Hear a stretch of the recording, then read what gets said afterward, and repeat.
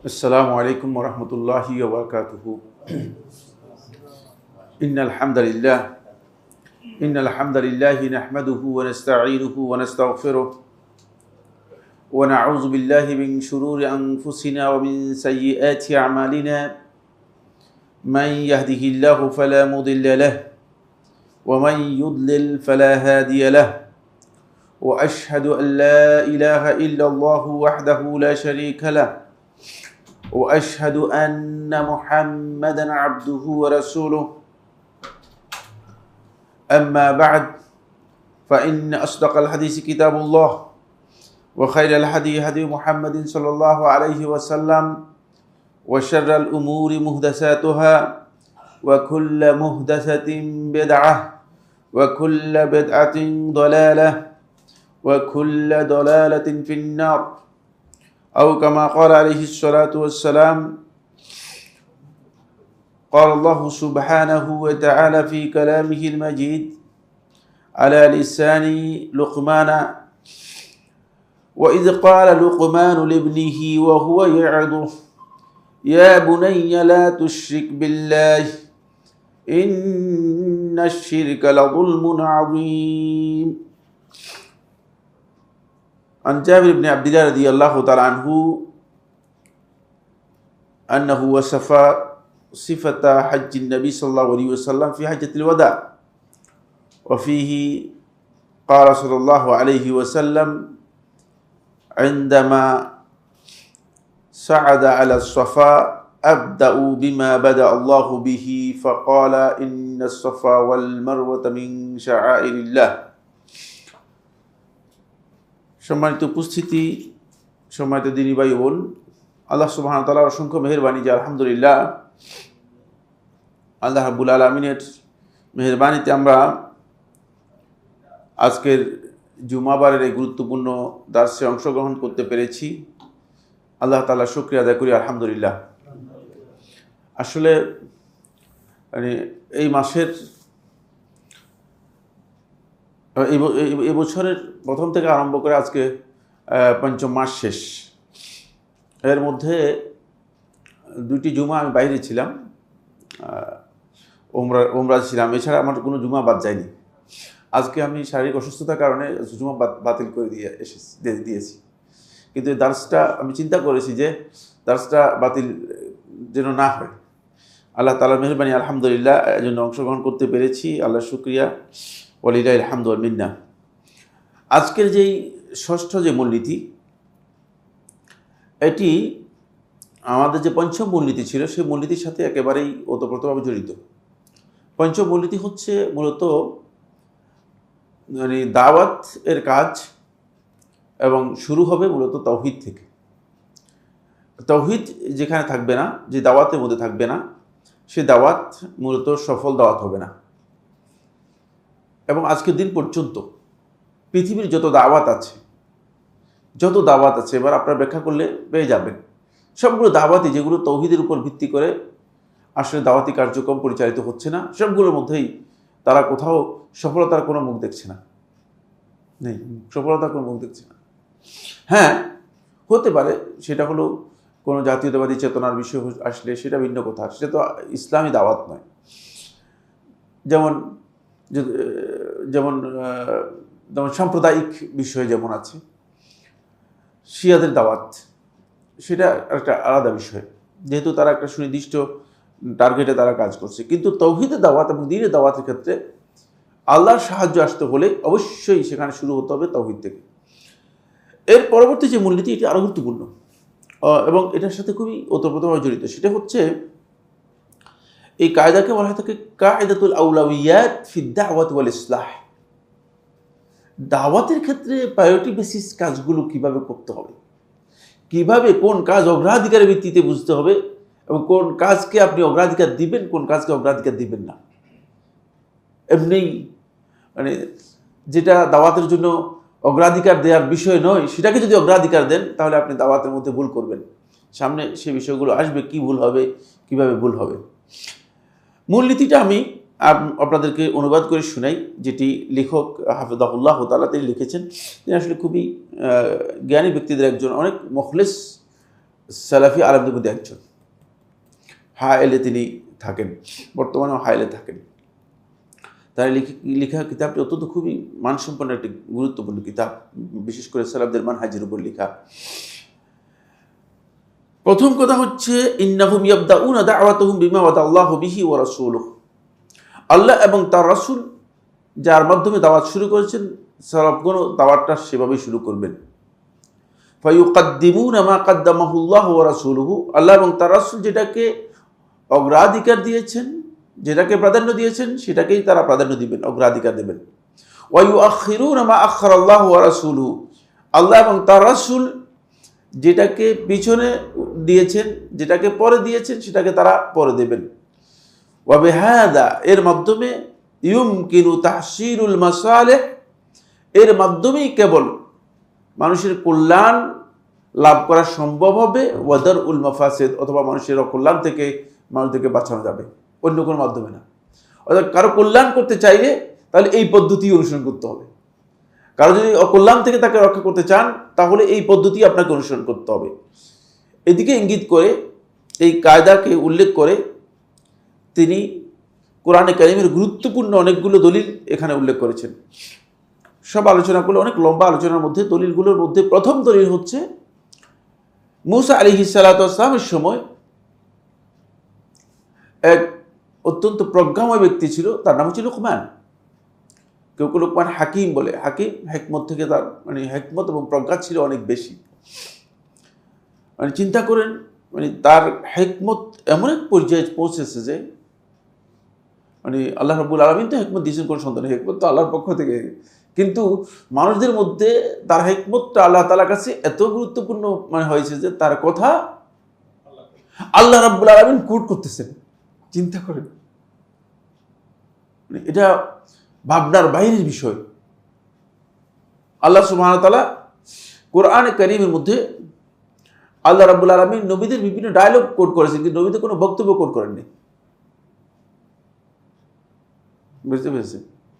নবীদের কোনো বক্তব্য কোরআনে কারীমে, নবীদের ডায়লগগুলো কোট করেছেন, উম্মাতের সাথে ডায়লগ যেগুলো আছে সেগুলো কোথাও কোথাও কোট করেছেন, কিন্তু নবীদের বক্তব্য কোট করেননি। এখানে আল্লাহ সুবহানাহু ওয়া তাআলা লোকমানের বক্তব্য কোট করতেছেন আল্লাহ তাআলা। বিষয়টি কত গুরুত্বপূর্ণ হলে যেটা আল্লাহ রাব্বুল আলামিন সরাসরি কোট করতেছেন। এখান থেকে বোঝা যায় যে এটি খুবই গুরুত্বপূর্ণ একটি বিষয়।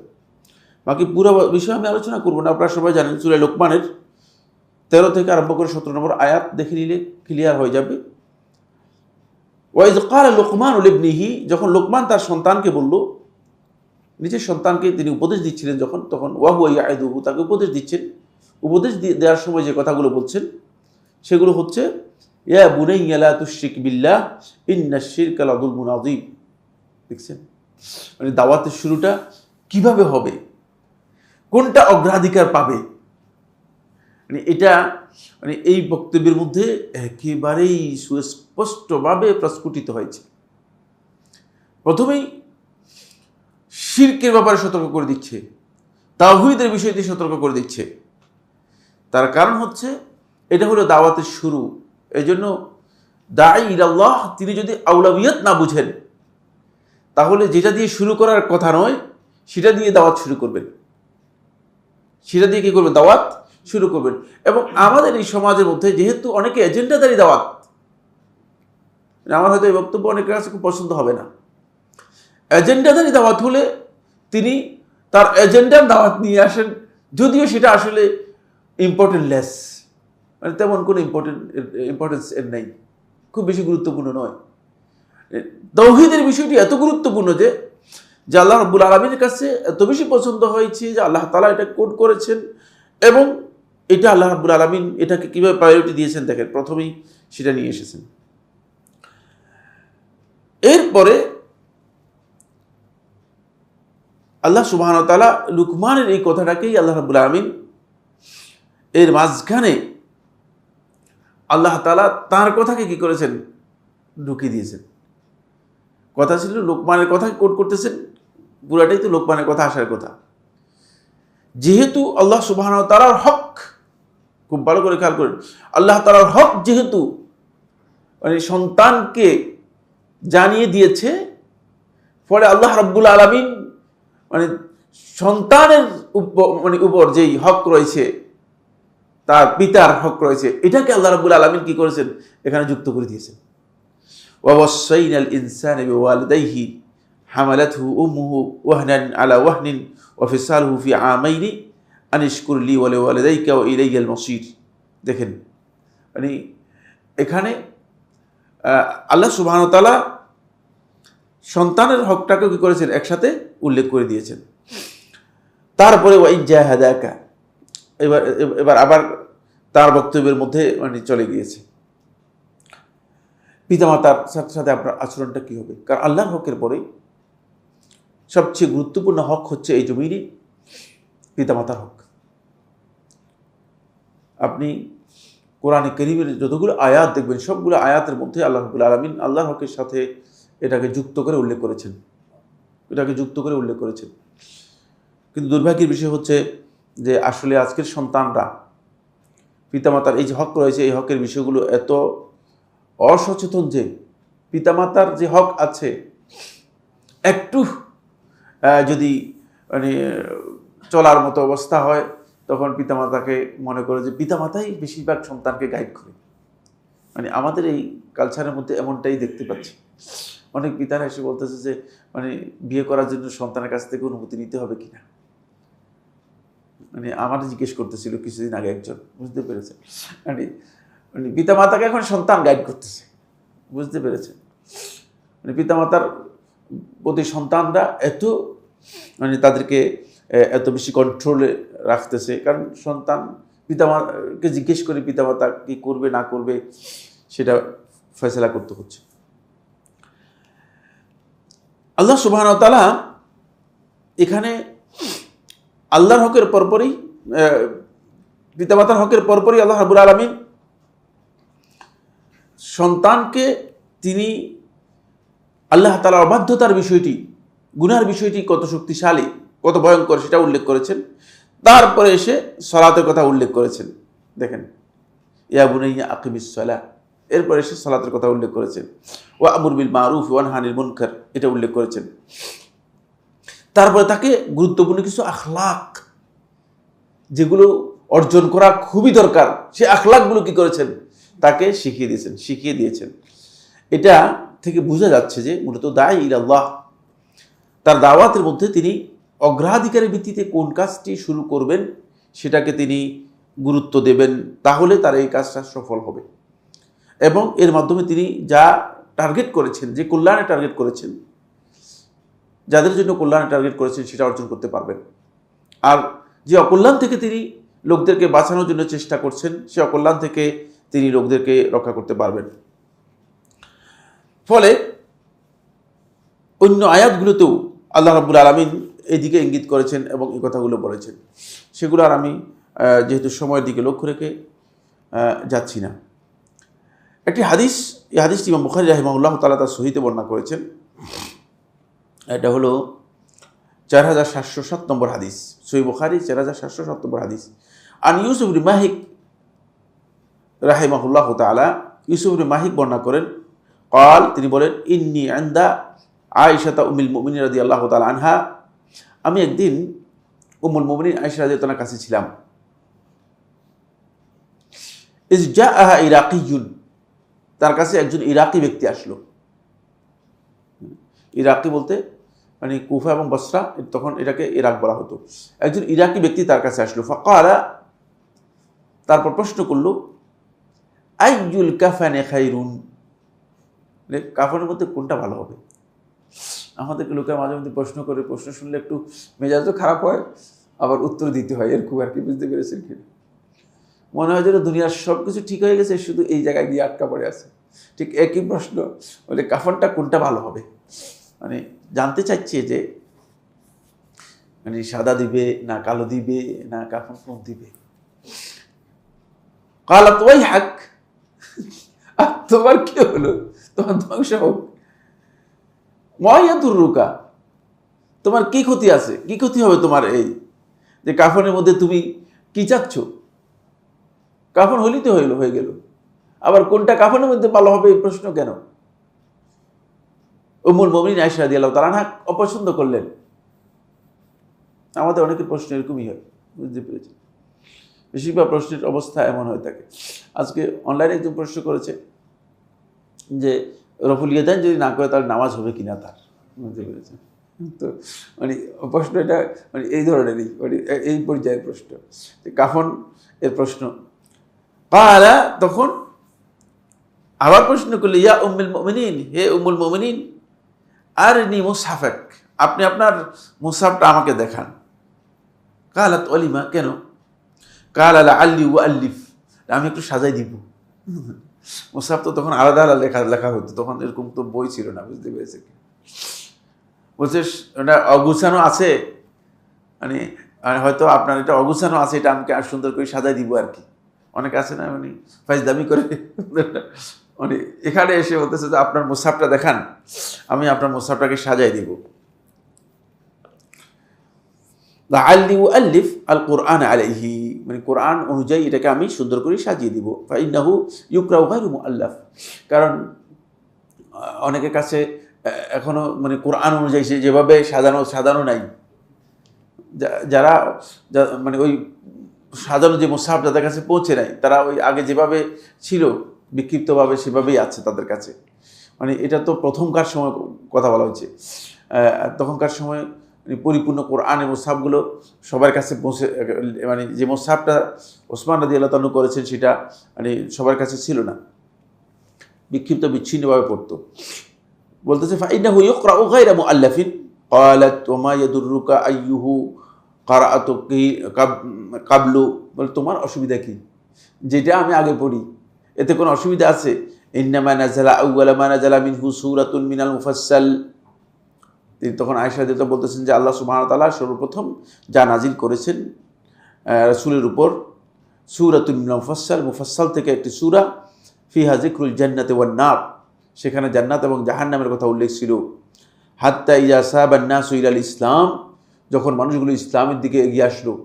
দেখেন মানে ইঙ্গিত করতেছে তুমি যেটা চিন্তা করছো এটা দরকার নেই, আল্লাহ তাআলা নাজিল করার সময় বুঝেই নাজিল করেছেন, যেটা প্রথম দরকার ছিল সেটাই আল্লাহ তাআলা নাজিল করেছেন। আর নাজিল করার সময় আমি নিজেই ছিলাম, প্রথম যেটা নাজিল করেছেন সেটাতে জান্নাত জাহান্নামের কথা আল্লাহ তাআলা উল্লেখ করেছেন, মানুষদেরকে প্রথম জান্নাত জাহান্নামের দিকে মানুষদেরকে উদ্বুদ্ধ করেছেন, এবং আখিরাতের প্রতি মানুষদেরকে আল্লাহ তাআলা উদ্বুদ্ধ করেছেন। সুম্মা ইজা সাহাবান নাস, যখন মানুষগুলো এরপরে দ্বীনের প্রতি এগিয়ে আসলো, অগ্রসর হলো, ইলাল ইসলাম, ইসলামের প্রতি, নাযালাল হালাল ওয়াল হারাম, তখন হালাল হারাম নাজিল করেছে, তখন হালাল হারাম নাজিল করেছে। ওয়ালাউ নাযালা আউওয়ালা শাইইন, যদি প্রথমে আল্লাহ রাব্বুল আলামিন নাজিল করতেন লা তাশরাবুল খামর, এই মদ পান করো না, প্রথম আয়াত যদি এরকম আসতো, এটা উম্মুল মুমিন বলতেছে, সহিহ বুখারী হাদিস, খেয়াল করেন খুব ভালো করে, লা তাশরাবুল খামর, মদ পান করো না, লাকালু লা নাদাউল খামরা আবাদান, তাহলে তারা বলতো যে আমরা মদ জীবনে ছাড়বো না। বলে তুমি আসছো বুঝছি, আমাদের সবটাই 12টা বাজাবে, বুঝতে পেরেছেন? এটি হাদিস।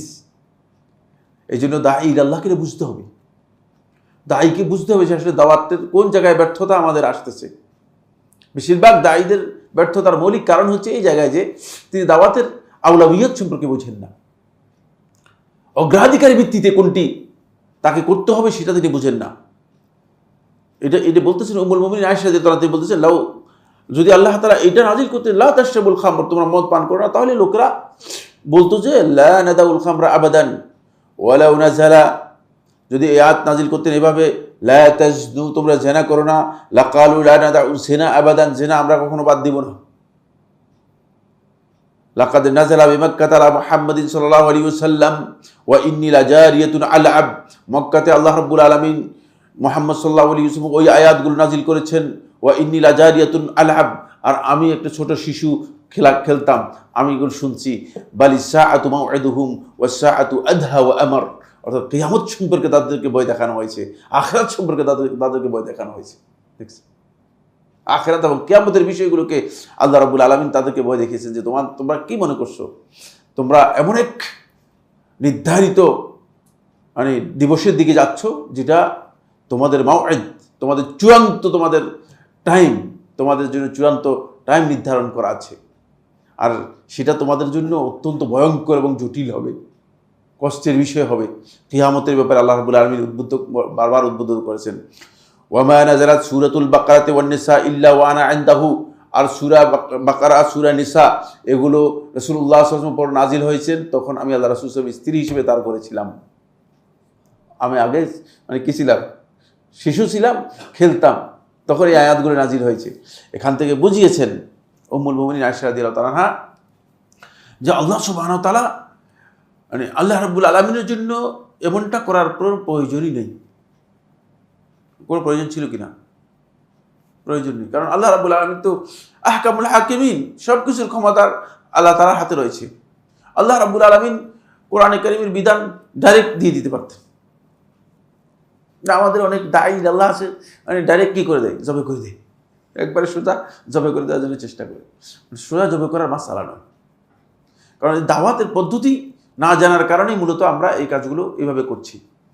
আমি কোনটা আগে কোনটা পরে, কোনটা প্রথম হচ্ছে, কোনটা অতীব গুরুত্বপূর্ণ, আহাম্মুল মুহিম্মাত, গুরুত্বপূর্ণ বিষয়গুলোর মধ্যে অতীব গুরুত্বপূর্ণ, এটা হলো 1 নম্বর বিষয়।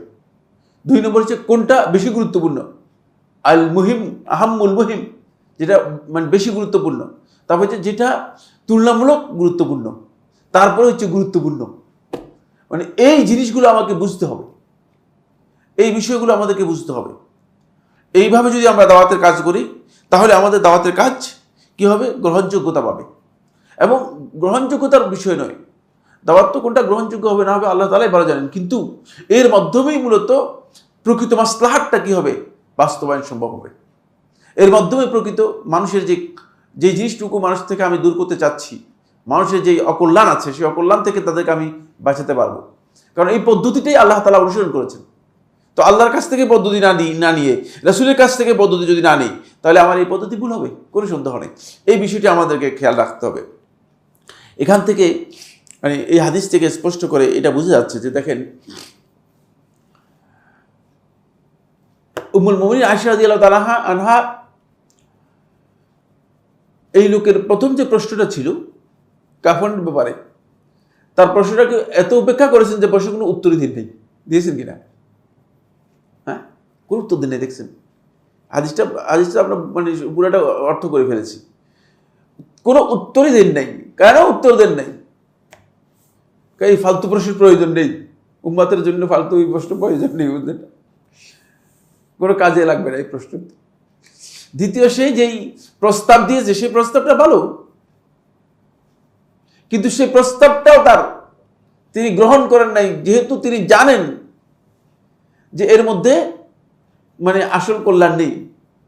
এবং তাকে এটা বোঝানোর জন্য চেষ্টা করেছেন যে তুমি পিছন দিক থেকে আসতেছো, নিচের দিক থেকে আসতেছো, এটা এই পদ্ধতি সঠিক নয়, তোমার এই কাজটা সঠিক নয়, তোমার এই কাজটা সঠিক নয়। এই জন্য দায়ীদেরকে মুখাতাব করা, কাদেরকে অ্যাড্রেস করতেছে সেই বিষয়গুলো বুঝে তারপরে অ্যাড্রেস করতে হবে। আসুন, এই মর্মে আরেকটি হাদিস সহিহ মুসলিমের মধ্যে এসেছে। সহিহ মুসলিমের এই হাদিসটি হচ্ছে মূলত রাসূলুল্লাহ সাল্লাল্লাহু আলাইহি ওয়াসাল্লামের সবচেয়ে বড় হাদিসের মধ্যে একটি। এটা হজ্জাতুল ওয়াদা, বিদায় হজের পরিপূর্ণ বিবরণ দিয়েছেন জাবির ইবনে আব্দুল্লাহ রাদিয়াল্লাহু তাআলা।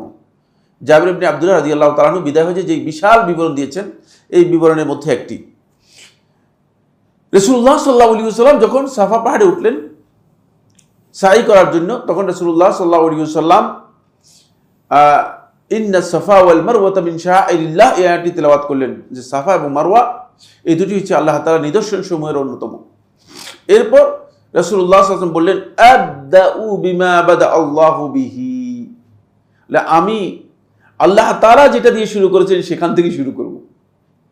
এখান থেকে বোঝা যায় যে রাসূলুল্লাহ সাল্লাল্লাহু আলাইহি ওয়াসাল্লাম এই আয়াত দিয়ে ইস্তেদলাল করতেছেন যে যেই কাজটা গুরুত্ব বেশি এবং আল্লাহ তাআলা যেটা দিয়ে শুরু করেছেন সেটা দিয়ে শুরু করতে হবে। এখানে দাওয়াতের যেই তাদাররুজ এবং তারতিব, তাদাররুজ হচ্ছে স্টেপ বাই স্টেপ, এবং তারতিব এর যে ধারাবাহিকতা কাজের, সেই বিষয়টি যাতে করে আমরা বুঝতে পারি, এই জন্য আল্লাহ রাসূল সাল্লাল্লাহু আলাইহি ওয়াসাল্লাম এইভাবে বলেছেন এই হাদিসের মধ্যে। এখান থেকে প্রথমে যে বিষয়টি আমাদের খুবই গুরুত্বপূর্ণ সেটা হলো, 1 নম্বর হচ্ছে দায়ীদের উপর ওয়াজিব হচ্ছে ফিকহুল আউলাবিয়াত সম্পর্কে জ্ঞান অর্জন করা। ফিকহুল আউলাবিয়াত হচ্ছে কোন কাজটি অগ্রাধিকার ভিত্তিতে করতে হবে, কোন কাজটি অগ্রাধিকার ভিত্তিতে করতে হবে না, এই ফিকহ জানতে হবে। এটি একটি জ্ঞানের বিষয়, খুবই খুবই গুরুত্বপূর্ণ। এর উপর অনেকগুলো বই লেখা হয়েছে আউলাবিয়াতের বিষয়গুলো। যদি গুরুত্বপূর্ণ চেয়ে মানে কম গুরুত্বপূর্ণ বিষয় আপনি ব্যস্ত হয়ে যান, মুস্তাহাব, সুন্নত, নফল এগুলো নিয়ে ব্যস্ত হয়ে যান, তাহলে আপনি গুরুত্বপূর্ণ বিষয়গুলো কি করতে পারবেন না, অ্যাড্রেস করতে পারবেন না, সে কল্যাণ মানুষদেরকে দিতে পারবেন না। সামনে শেখুল ইসলাম ইবনে তাইমিয়া রাহমাতুল্লাহ এবং অন্যদের বক্তব্য আমি আপনাদের সামনে পড়ে শোনাবো। মানে দাওয়াতের মানহাজের মধ্যে এটা অত্যন্ত গুরুত্বপূর্ণ যে আপনি আসলে কোন ধরনের লোকদেরকে দাওয়াত দিচ্ছেন। যাদেরকে দাওয়াত দিচ্ছেন তারা যদি মানে তাওহীদ সম্পর্কে জ্ঞান রাখে, তাহলে তাদেরকে আপনি তাওহীদের পরবর্তী স্টেপে দাওয়াত দিবেন। তাওহীদের পরবর্তী স্টেপ হচ্ছে তাদেরকে সুন্নাহর জ্ঞান দিবেন। সুন্নাহ বলতে কোনটাকে বোঝায়? আমরা এখানে অনেকবার বলেছি সুন্নাহ কাকে বলা হয়, কে বলতে পারবেন? হ্যাঁ, রাসূলুল্লাহ সাল্লাল্লাহু আলাইহি ওয়াসাল্লামের পদ্ধতি। সুন্নাহ হচ্ছে রাসূলুল্লাহ সাল্লাল্লাহু আলাইহি ওয়াসাল্লামের পদ্ধতি। সুন্নাহ বলতে এখানে উদ্দেশ্য এই নয় যে যেটা মানে ফরজও নয়, ওয়াজিব নয়, করলে সওয়াব আছে, এই সুন্নতকে বোঝাচ্ছি না। মেসওয়াক করা বোঝান না, তারপরে এই লীলাকুলুক নেওয়া ইত্যাদি সুন্নতের কথা বলতেছি। আর সুন্নাহ হচ্ছে গোটা রাসূলুল্লাহ সাল্লাল্লাহু আলাইহি ওয়াসাল্লামের জীবন পদ্ধতি, যেটা এটা হচ্ছে সুন্নাহ। বুঝতে পেরেছেন? এটা হচ্ছে সুন্নাহ। এবার সুন্নাহ সম্পর্কে জ্ঞান দেবেন। তারপরে সুন্নাহ সম্পর্কে তাকে জ্ঞান দেওয়ার সাথে তাকে অবশ্যই হালাল হারামের বিষয়গুলো আপনাকে কি দিতে হবে, তারপরে যেতে হবে। এটার তারতিব আপনাকে বুঝতে হবে। এটা ওয়াজিব, বিশেষ করে দায়ীদের জন্য ওয়াজিব। দ্বিতীয় নম্বর ওয়াজিব হচ্ছে ফিকহুল আউলাবিয়াতের জ্ঞানের সাথে অবশ্যই তাকে এর উপর নির্ভর করবে বা এর উপর পরবর্তী জ্ঞান তাকে যেটা দিতে হবে সেটা হচ্ছে সিয়াসা শারঈয়া। সিয়াসা শারঈয়া হচ্ছে শরীয়তের যেই মানে মানুষদের কল্যাণ এবং অকল্যাণ এর পদ্ধতি, এটাকে বলা হয় তাকে মানে ইসলামী রাজনীতি, এর উপর নির্ভর করছে। মানে প্রথম যে প্রাথমিক যে জ্ঞান আছে সেই জ্ঞান যদি কেউ অর্জন না করতে পারে, মৌলিক যে বিষয়গুলো আছে সেগুলো যদি কেউ অর্জন করতে না পারে, তাহলে সে ব্যক্তি ইসলামী রাজনীতির যে বিষয়গুলো আছে সেগুলো লাভ করতে পারবে না। ইসলামী রাজনীতির মূল বিষয় হচ্ছে দুটি। এক নম্বর হচ্ছে জলবুল মাসালেহ, মানুষের কল্যাণ করা, আর দুই নম্বর বিষয় হচ্ছে দারউল মাফাসিদ, মানুষের অকল্যাণ থেকে মানুষদেরকে রক্ষা করা। এটা নাম হচ্ছে ইসলামী রাজনীতি। আমরা বলছি কি বলে কি এতদিন পর্যন্ত রাজনীতি কি শুনলাম, আর এখন কি বলতেছে? এটাই হচ্ছে ইসলামী রাজনীতির মূল কথা। শেখুল ইসলাম ইবনে তাইমিয়া রাহমাতুল্লাহ একটা কিতাব লিখেছেন আর সিয়াসা শারঈয়া, এর মধ্যে এই বিষয়ে আলোচনা করেছেন। আর সিয়াসা শারঈয়ার উপর ইমাম মাওয়ার্দী রাহমাতুল্লাহ কিতাব লিখেছেন, এর মধ্যে এই বিষয়ে আলোচনা করেছেন। বুঝতে পেরেছেন? এই ইমাম ইজ্জুদ্দিন ইবনে আব্দুস সালাম রাহিমাহুল্লাহ তাআলা তিনি এর উপর মানে বিস্তারিত আলোচনা করেছেন। সেটা হচ্ছে জালবুল মাসালিহ ওয়া দারুল মাফাসিদ। এটা হচ্ছে ইসলামী রাজনীতির মূল বিষয়। মানুষের কোনো কল্যাণই করতে পারলেন না, বুঝলেন? মানে সারা জিন্দেগি মানে মিটিং করে গেলেন, কি রাজনীতি করলেন আপনি? কারো কোনো কল্যাণে কোনো কিছু করতে পারেননি, কিছু করতে পারেন। এটা ইসলামী রাজনীতি বলা হয় না। মানুষের কল্যাণের জন্য করতে হবে এবং মানুষ থেকে অকল্যাণ দূর করার জন্য চেষ্টা করতে হবে। এরপরে এখানে যে বিষয়টি জানতে হবে সেটা হলো এই, যদি তিনি এই ফিকহুল আউলাবিয়াত এটার জ্ঞান রাখেন এবং দাওয়াতের এই পদ্ধতি সম্পর্কে জ্ঞান রাখেন, তাহলে এর মাধ্যমেই কেবলমাত্র কল্যাণ লাভ করা এবং কল্যাণ থেকে রক্ষা পাওয়ার সুযোগ পাবে, অন্যথায় সুযোগ পাবে না। 4 নম্বর যে বিষয়টি সেটা হলো দাওয়াত এবং দায়ীর সফলতা নির্ভর করছে এর উপর। দায়ীর আল্লাহ তখনই সফল হবেন, তখনই তিনি সত্যিকার তার যে কল্যাণ আছে সেই কল্যাণ অর্জন করতে পারবে। দাওয়াতকে এই পদ্ধতি অনুসরণ করে দাওয়াত দেওয়া শুরু করবেন। এখানে 5 নম্বর যে পয়েন্টটি সেটা হলো, এই বর্ণনা থেকে বোঝা যায় দাওয়াতের ক্ষেত্রে অবশ্যই তাদাররুজ হচ্ছে স্টেপ বাই স্টেপ, ধাপে ধাপে আপনাকে দাওয়াতের ক্ষেত্রে অগ্রসর হতে হবে। এখানে আমরা জানি যে রাসূলুল্লাহ সাল্লাল্লাহু আলাইহি ওয়াসাল্লামের হাদিস, একটা প্রসিদ্ধ হাদিস রয়েছে, মুআয ইবনে জাবাল রাদিয়াল্লাহু আনহু বর্ণিত হাদিস, যেখানে আল্লাহ রাসূল সাল্লাল্লাহু আলাইহি ইসলাম দাওয়াতের পদ্ধতি তাকে কি করেছেন, কিভাবে দাওয়াত দিবেন, যখন ইয়ামানে যাবে তখন কি দাওয়াত দিবেন সে বিষয়টি আলোচনা করেছেন। আপনাকে এর ক্রমধারা বুঝতে হবে, এর ধারাবাহিকতা বুঝতে হবে। যদি এর ধারাবাহিকতা না বুঝেন তাহলে দাওয়াতের মধ্যে আপনি যে কোনো কারণেই হয়তো আপনি দাওয়াতের মধ্যে কিছু ভুল কাজ যেগুলো আপনি মনে করছেন যে হয়তো করা দরকার সেগুলো আপনি হয়তো না করে ভুল বিষয়গুলো আপনি করে ফেলবেন। আল্লাহ রাসূল সাল্লাল্লাহু আলাইহি ওয়াসাল্লাম এই কারণেই সাহাবায়ে কেরামদেরকে যখন দাওয়াতের জন্য রাসূলুল্লাহ সাল্লাল্লাহু আলাইহি ওয়াসাল্লাম পাঠাতেন অথবা দাওয়াতের দায়িত্ব দিতেন, তখন রাসূলুল্লাহ সাল্লাল্লাহু আলাইহি ওয়াসাল্লাম সেইভাবেই সাহাবায়ে কেরামদেরকে সতর্ক করতেন। এইটাই বোঝা যায় যে অগ্রাধিকারের ভিত্তিতে করণীয় কাজগুলো সম্পর্কে আমাদেরকে জ্ঞান দিতে হবে।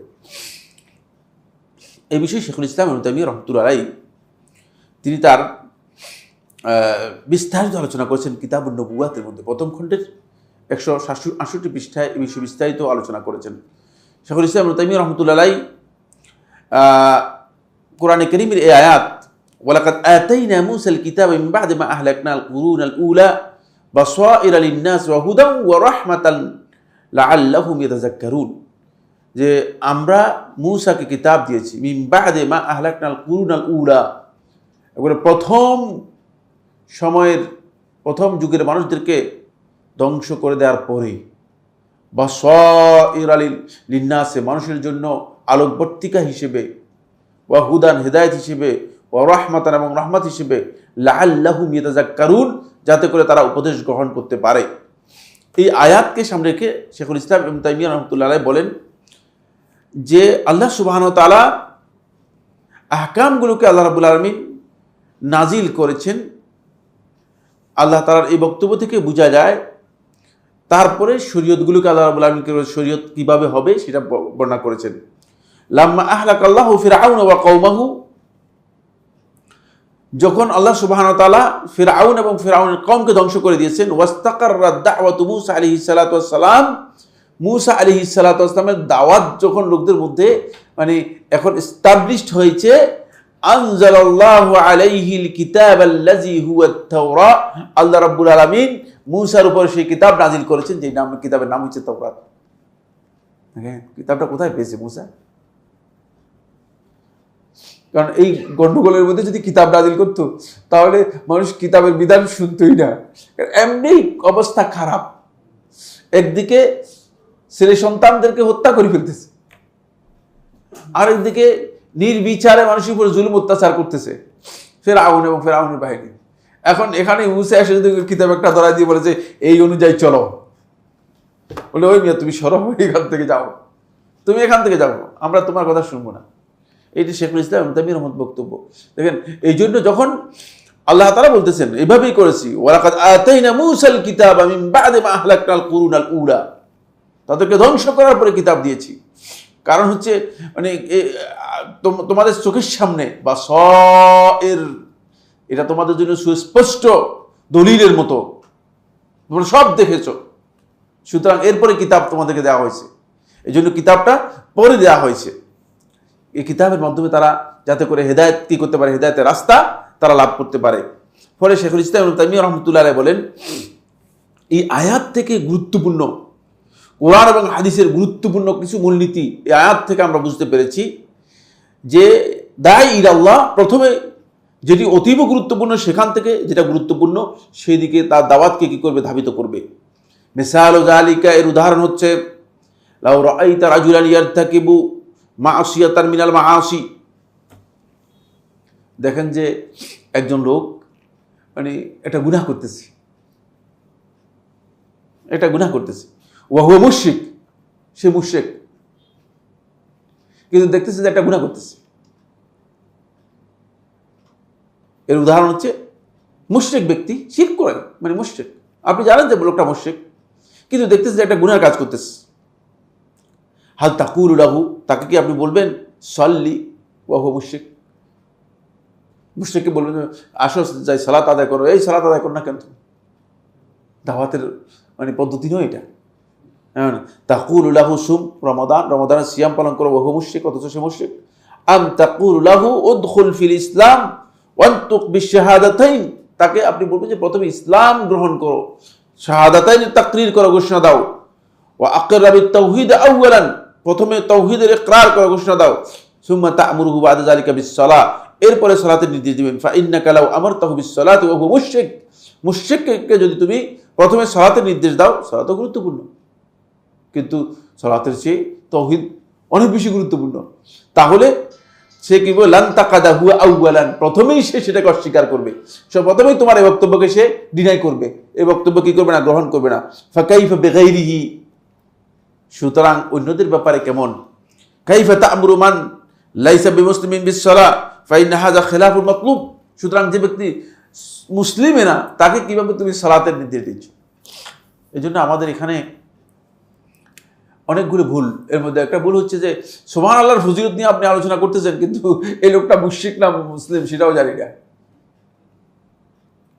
তার ঈমান ঠিক আছে কিনা, আদৌ ঈমানের উপর আছে কিনা, ঠিক না, এটা তো গুরুত্বপূর্ণ বিষয়, আসলে এটা গুরুত্বপূর্ণ বিষয়। আপনি জান্নাত জাহান্নাম মানে একেবারে সরাসরি দিয়ে দিচ্ছেন, কিন্তু আপনি এই লোক ব্যক্তির মানে হাকিকতুল ঈমান তার আছে কিনা, আদৌ ঈমানের উপর আছে কিনা সেটাই আমার জানা নেই। মিসালুন আখার, দ্বিতীয় একটা উদাহরণ দিয়েছেন শেখুল ইসলাম রহমতুল্লাহ, বলেন লাউ রাআইতা শাখসান ইয়াশরাবু দুখান ওয়া হুয়া মুশরিক, যদি কোনো ব্যক্তি দেখো যে মানে সে মানে বিড়ি বা সিগারেট খাচ্ছে ইত্যাদি, তুমি মুশরিক, তাকে কি মানে এখান থেকে নিষেধ করবা, নাকি তুমি বলবা যে প্রথমে শিরক থেকে তুমি তাকে ফিরানোর জন্য চেষ্টা করবে, শিরক থেকে ফিরানোর জন্য চেষ্টা করবে। কারণ এই ব্যক্তির কাছে সবচেয়ে গুরুত্বপূর্ণ বিষয় হচ্ছে সে আসলে দ্বীনে আসতে হবে, তার অন্যায় যে কাজগুলো আছে সেগুলো তখনই আমরা ধরে দেব, তখনই আমরা বলবো যখন সে দ্বীনের মধ্যে আসবে, পরিপূর্ণরূপে দ্বীনের মধ্যে আসবে।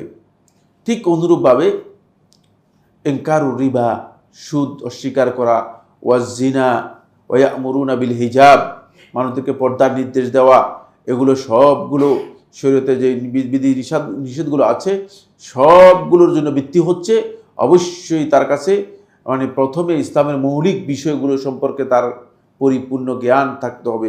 যদি ইসলামের মৌলিক বিষয় সম্পর্কে তার কাছে জ্ঞান না থাকে, তাহলে আপনি যদি তাকে চেষ্টা করেন আপনি দাওয়াত দেওয়ার জন্য, তাহলে আপনি দাওয়াত দিতে গিয়ে দাওয়াত ক্ষতিগ্রস্ত হবে এবং আপনার দাওয়াত সফলতা লাভ করবে না, দাওয়াতি কাজ কি হবে না, সফলতা লাভ করবে না। শেখুল ইসলাম ইবনে তাইমিয়া রাহমাতুল্লাহ আলাইহি বলেন যে এই কারণেই মূলত ফাকাদ সার আলা মানহাজি রাসূল ফি দাওয়া, তিনি তার জীবনেও তিনি রাসূলদের মানহাজকেই দাওয়াতের ক্ষেত্রে গ্রহণ করেছেন, অনেক বেশি অগ্রাধিকার দিয়েছেন তাওহীদের বিষয়ে, শিরকের বিষয়ে। যখন আমাদের এই সময় যে শিরক আছে, তখনকার সময় শিরক এত বেশি ছিল না, মানে এত বেশি শিরক ছিল না। 788 সনে মারা গিয়েছেন, তাহলে মানে অষ্টম শতাব্দীর শুরু, ঠিক না, হিজরি অষ্টম শতাব্দীর শুরু, তখন মুশরিকের সংখ্যা কত বেশি ছিল, কিন্তু শিরক এবং তাওহীদের ব্যাপারে এত বিস্তারিত আলোচনা করেছেন, এত বিস্তারিত মানুষের কাছে তুলে ধরেছেন, যেটা অন্য বিষয় সম্পর্কে এত বিস্তারিত আলোচনা করেননি। ফলে মানে আল্লাহ সুবহানাহু ওয়া তাআলা তার এই কাজটাকে আল্লাহ তাআলার কাছে এত গ্রহণযোগ্য হয়েছে যে মানে হতে পারে যে কিয়ামত পর্যন্ত মানুষ এখান থেকে কি করবে, অনেক বেশি উপকৃত হবে। আর সেটা মানুষের কাছে এমনভাবে গ্রহণযোগ্যতা লাভ করেছে, গোটা পৃথিবীর মানুষ এখান থেকে উপকৃত হচ্ছে, এই কাজ থেকে উপকৃত হচ্ছে, তাওহীদের এই বিষয়গুলো থেকে তারা তাওহীদের যে প্রকৃত জ্ঞান রয়েছে সেই জ্ঞানটুকু অর্জন করতে সক্ষম হচ্ছে। এই জন্য এটি খুবই গুরুত্বপূর্ণ বিষয়। ফলে শেখ মুহাম্মদ ইবনে আব্দুল ওয়াহাব রাহমাতুল্লাহি আলাইহি যখন আসেন, তখন সৌদি আরবে অনেক বেশি শিরক ছিল, এরকম না, কিছু কিছু ছিল, কিছু কিছু জায়গায় শিরক ছিল, কারণ কিছু জাহেলিয়ত ছিল, কুসংস্কার ছিল ব্যাপক। কারণ তারা যারা জাহেলি সমাজের মধ্যে ছিল, ওই জাহেলি সমাজের লোকগুলো আবার ওই জাহেলিয়তের দিকে ফিরে গিয়েছিল, কিছু জাহেলিয়ত তাদের মধ্যে কি হয়েছে, আবার ফিরে এসেছিল, কিন্তু শিরক অনেক বেশি ছিল এমন নয়। কিন্তু শেখ রাহিমাহুল্লাহ তাআলা মানে তাওহীদকে এত বেশি অগ্রাধিকার দিয়েছেন, তাওহীদের বিষয়টাকে এত বেশি গুরুত্ব দিয়েছেন, ফলে এই তাওহীদের মানে সেই যে দাওয়াত দিয়েছেন 1206 হিজরি সনে শেখ রহমতুল্লাহ মারা গিয়েছেন, আজকে হচ্ছে কত 1445 পর্যন্ত, 1445 পর্যন্ত এই দাওয়াতের যে রেজাল্ট, এই দাওয়াতের যে ফল, মানে তারা দুনিয়ার জীবনে পাচ্ছে। এখান থেকে যত পিছিয়ে যাবে তত তারা ক্ষতিগ্রস্ত হবে, তত গোটা উম্মত ক্ষতিগ্রস্ত হবে। শুধু তারা নয়, গোটা উম্মতই ক্ষতিগ্রস্ত হবে। এই দাওয়াতের যেই মৌলিক বিষয়টাকে উপলব্ধি করে মৌলিক বিষয় মানুষের কাছে তুলে ধরা হচ্ছে দাওয়াতের মূল কাজ। এই জন্য দাঈ ইলাল্লাহ যিনি হবেন, তিনি দাওয়াতটা দিবেন এই জায়গায়।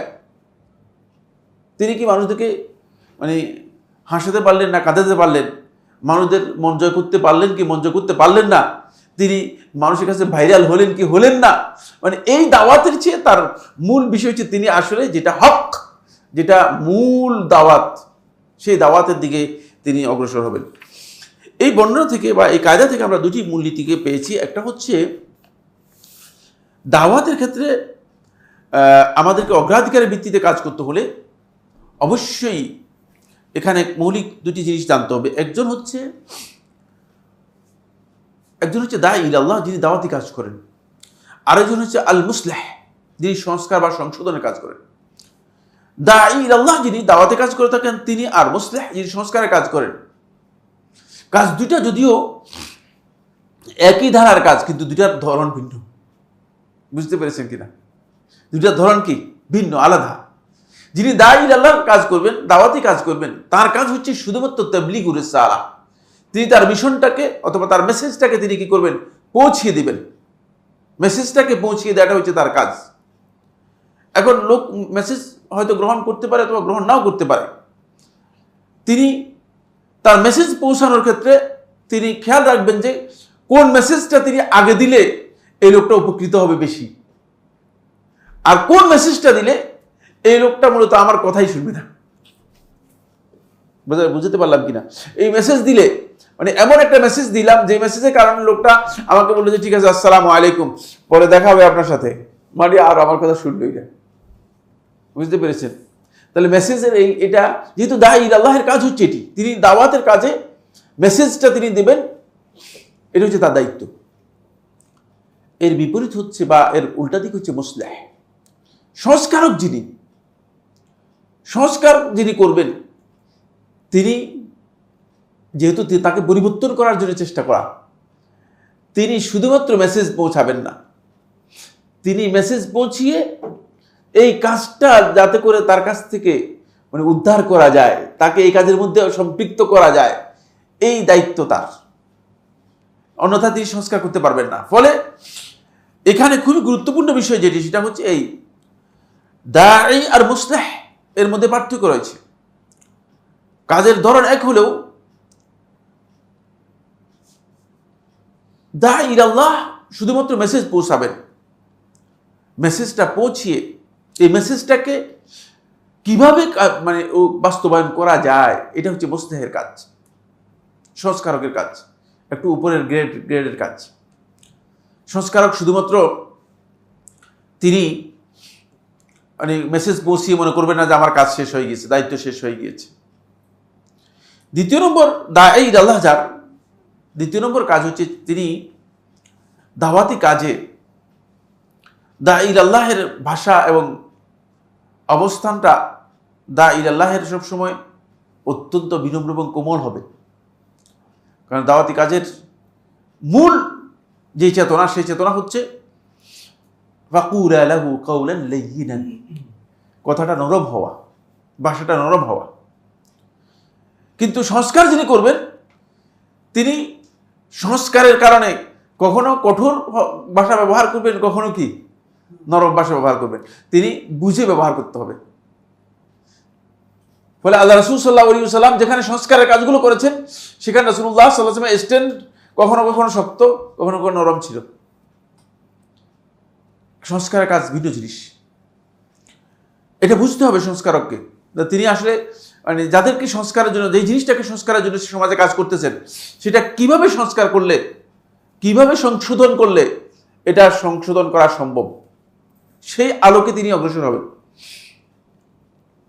মানুষের তবিয়তের মধ্যে গরম এবং নরম দুই ধরনের তবিয়ত দিয়ে মানুষদেরকে আল্লাহ তাআলা সৃষ্টি করেছেন। তবে বেশিরভাগ লোকই মানে যদি তার মধ্যে পরিবর্তন আনতে চান, তাহলে তাকে আপনি মানে শুধুমাত্র দাওয়াত দিতে, নরম দাওয়াত দিতে পারবেন, কিন্তু যদি তার মধ্যে পরিবর্তন আনতে চান তাহলে তাকে একটু হিট দিয়ে করতে হবে। সংস্কারক এই বিষয়টি উপলব্ধি করতে হবে, কোন জায়গায় হিট দিলে, মানে কোন জায়গায় একটু মানে টাইট দিলে অথবা বিট দিলে, আঘাত করলে মানে সে এটাকে গ্রহণ করবে, এটা সংস্কারক বুঝবে। যিনি সংশোধনের কাজ করবেন তিনি বুঝবেন। এই জন্য ইনকারুল মুনকারের ক্ষেত্রে শক্তির কথা বলা হয়েছে, সামর্থ্যের কথা বলা হয়েছে। আল্লাহ রাসূল সাল্লাল্লাহু আলাইহি ওয়াসাল্লাম যখন ইনকারুল মুনকারের কথা বলেছেন, মান রাআ মিনকুম মুনকারান ফালইয়ুগাইয়িরু বিয়াদিহি, দেখছেন যে তোমাদের মধ্যে কোনো মুনকার দেখবে সেজন্য হাত দিয়ে এটাকে পরিবর্তন করে। হাত দিয়ে পরিবর্তন করবে কিভাবে? যখন শক্তি থাকবে তখন হাত দিয়ে পরিবর্তন করবে। কিন্তু দাঈ আল্লাহর কাজ এটা নয়, তিনি পরিবর্তন করার কাজ করবেন না। তিনি যদি পরিবর্তন করতে যান তিনি তাহলে দাওয়াত ব্যর্থ হয়ে যাবে, দাওয়াতে কাজে কি হয়ে যাবে? ব্যর্থ, দাওয়াতে কাজের মধ্যে ব্যর্থ হয়ে যাবে। 3 নম্বর যে কাজটি, দাঈ ইলাল্লাহ, তিনি তার দাওয়াতটা ইলমের ভিত্তিতে দাওয়াতটা দিবেন। দাওয়াতের ভিত্তি হচ্ছে ইলম, জ্ঞানের ভিত্তিতে দাওয়াত দিবেন। অবশ্যই এটা খুবই গুরুত্বপূর্ণ বিষয় যে ইলম না থাকবে, জ্ঞান না থাকবে, আন্দাজের উপর দাওয়াত দেয়া, এটি ইসলামী দাওয়াতের পরিপন্থী। কুল হাযিহি সাবিলি আদউ ইলাল্লাহি আলা বাসীরাতিন আনা ওয়া মান ইত্তাবা'আনি, আলা বাসীরা, অবশ্যই জ্ঞানের ভিত্তিতে দাওয়াতটা হতে হবে। কিন্তু যিনি সংস্কারের কাজ করবেন তিনি জ্ঞান এর সাথে হিকমতটা সবচেয়ে বেশি গুরুত্বপূর্ণ। হিকমত এই জন্য গুরুত্বপূর্ণ, এই জন্য এর সাথে হিকমতকে যুক্ত করা হয়েছে। হিকমত এই কারণে সবচেয়ে বেশি গুরুত্বপূর্ণ, কারণ হিকমত যদি না থাকে তাহলে তিনি ইসলাহ করতে গিয়ে, সংশোধন করতে গিয়ে, পরিবর্তন করতে গিয়ে তিনি ফাসাদ তৈরি করে দিবেন। এবং তাই হচ্ছে অনেক জায়গাতেই আপনি দেখবেন, তিনি হয়তো মনে করেছেন যে তিনি বড় ধরনের কি করেছেন, মানে সংশোধন করার জন্য চেষ্টা করেছেন, কিন্তু সংশোধন করতে গিয়ে একবারে বিশাল ফাসাদ তৈরি হয়ে গিয়েছে। বুঝতে হবে ফাসাদ মানে যদি তৈরি হয়ে যায় তাহলে বুঝতে হবে যে আমার সংশোধনের পদ্ধতিটা মানে হিকমতের বাইরে চলে গিয়েছে, হিকমত অনুযায়ী সংশোধন করতে পারিনি। যেমন শবে বরাতের ব্যাপারে মানে কিছু কিছু বক্তব্য মানে কোনো শেখ এমনভাবে দিয়েছেন যে যদিও তার বক্তব্যের মধ্যে মানে অত জটিল কথা নেই, কিন্তু এক পর্যায়ে এমন একটা অবস্থা হয়েছে যে মানে মনে হচ্ছে যেন মানে শবে বরাত আর খারাপ মানে ব্যভিচার করা, এর মধ্যে ব্যভিচার করাটা উত্তম। নাউযুবিল্লাহি মিন যালিক, ভাষার মানে হিকমতের অভাবে এই পর্যায়ে চলে গিয়েছে। এটা বক্তব্য গলত। সংশোধন করতে গিয়ে এত কঠিন হয়ে গেলে বা সংশোধনের ভাষা এমন পর্যায়ে চলে গেলে তিনি সংশোধন করতে গিয়ে তিনি সংশোধন না করে তিনি বিশাল ফাসাদ সৃষ্টি করে ফেলবেন। এই জন্য হিকমতটা এখানে খুবই গুরুত্বপূর্ণ। মেসেজ পৌঁছানোর জন্য হিকমতের অত বেশি কি নেই, অত বেশি দরকার নেই। আপনি মেসেজটা পৌঁছে দিলেন, দাঈ ইলাল্লাহ, দাওয়াতি কাজ করলেন। তবে অবশ্যই দাওয়াতি কাজের আপনাকে জ্ঞানভিত্তিক হতে হবে। যদি দাওয়াতি কাজটা জ্ঞানভিত্তিক হয় তাহলে কিন্তু মানুষ জ্ঞানকে অগ্রাধিকার দেয়, মানুষ জ্ঞানকে অগ্রাধিকার দেয়। মানে আন্দাজে এলোমেলো বক্তব্য, এলোমেলো কথা, জ্ঞানের বাইরে বক্তব্য আসলে মানুষের কাছে গ্রহণযোগ্য হয় না, মানুষ গ্রহণ করতে চায় না। আর বিশেষ করে এখন হচ্ছে এটাকে বর্তমান সময়টাকে বলা যেতে পারে যে ইনফরমেশনের টাইম অফ দ্য ইনফরমেশন, মানে এখন ইনফরমেশনের যুগটাই ইনফরমেশনের। মানুষের কাছে ইনফরমেশন আছে, তথ্য আছে, সুতরাং সেই তথ্য মানুষের কাছে থাকলে এখন জ্ঞান যদি আপনি মানুষদেরকে দিতে না পারেন তাহলে আপনার বক্তব্য, আপনার দাওয়াত কি হবে না, গ্রহণযোগ্য হবে না, মানুষ সেটাকে গ্রহণযোগ্য মানে নিতে চাইবে না। এরপরে দাঈ ইলাল্লাহ, তার দাওয়াতের মধ্যে তিনি যাকে দাওয়াত দিচ্ছেন, মাদউ, যাকে দাওয়াত দিচ্ছেন শুধুমাত্র মানে তার প্রতি তার মানে অন্তরের ভালোবাসা এবং মানে অনুগ্রহ দয়া থাকবে যে তাকে আসলে কিভাবে তার কাছে দাওয়াতটা আমি পৌঁছাতে পারি। এই জন্য তিনি এই ভালোবাসা দিয়ে কি করবেন, তার প্রতি দয়া এবং ভালোবাসা দিয়ে তাকে দাওয়াতটা পৌঁছানোর জন্য চেষ্টা করবেন, দাঈ ইলাল্লাহ যিনি হবে। কিন্তু মুসলিহ যিনি রয়েছেন তিনি সংশোধন করতে গেলে মাঝে মধ্যে ভালোবাসা ছাড়াও মানে তাকে হতে পারে যে তাকে ধমক দিতে হবে। ফলে আল্লাহ সুবহানাহু ওয়া তাআলা কোরআনে কারীমের মধ্যে ওয়াঈদের শব্দগুলো ব্যবহার করেছেন জায়গায় জায়গায়, দেখছেন। কারণ ওয়াইদের শব্দ আসতো না। ওয়াইদ হচ্ছে যেগুলোতে ধমক দেওয়া হয়েছে, বিভিন্ন জায়গায় ধমকের কথা এসেছে, কঠিন কঠিন ধমকের কথা এসেছে। এই ধমকের কথাগুলো এই জন্য এসেছে যাতে করে আমরা এগুলো থেকে জ্ঞান নিতে পারি যে যদি আমি সংস্কার এবং সংশোধনের কাজে যাই তাহলে আমাকে মানে একসাথে দুইটাই কি করতে হবে, ব্যবহার করতে হবে, দুইটাকে হাতে নিতে হবে। আমি যেহেতু আমার কাছে মানে তাকে অনুপ্রাণিত উদ্বুদ্ধ করার জন্য কিছু বিষয় আছে যেগুলোকে রাগায়েব বলা হয় থাকে, যেগুলো মানুষদেরকে উৎসাহ দেয়। আবার এমন কিছু বিধান আছে, এমন কিছু বক্তব্য আছে যেগুলো তাকে সতর্ক করতে হবে। এজন্য আল্লাহ রাব্বুল আলামিন নবী এবং রাসূলদের, যেহেতু নবী এবং রাসূলগণ শুধু দাওয়াত নিয়ে আসেন নাই, নবী এবং রাসূলগণ সংস্কারের কাজের জন্য এসেছেন, সংশোধনের কাজের জন্য এসেছেন।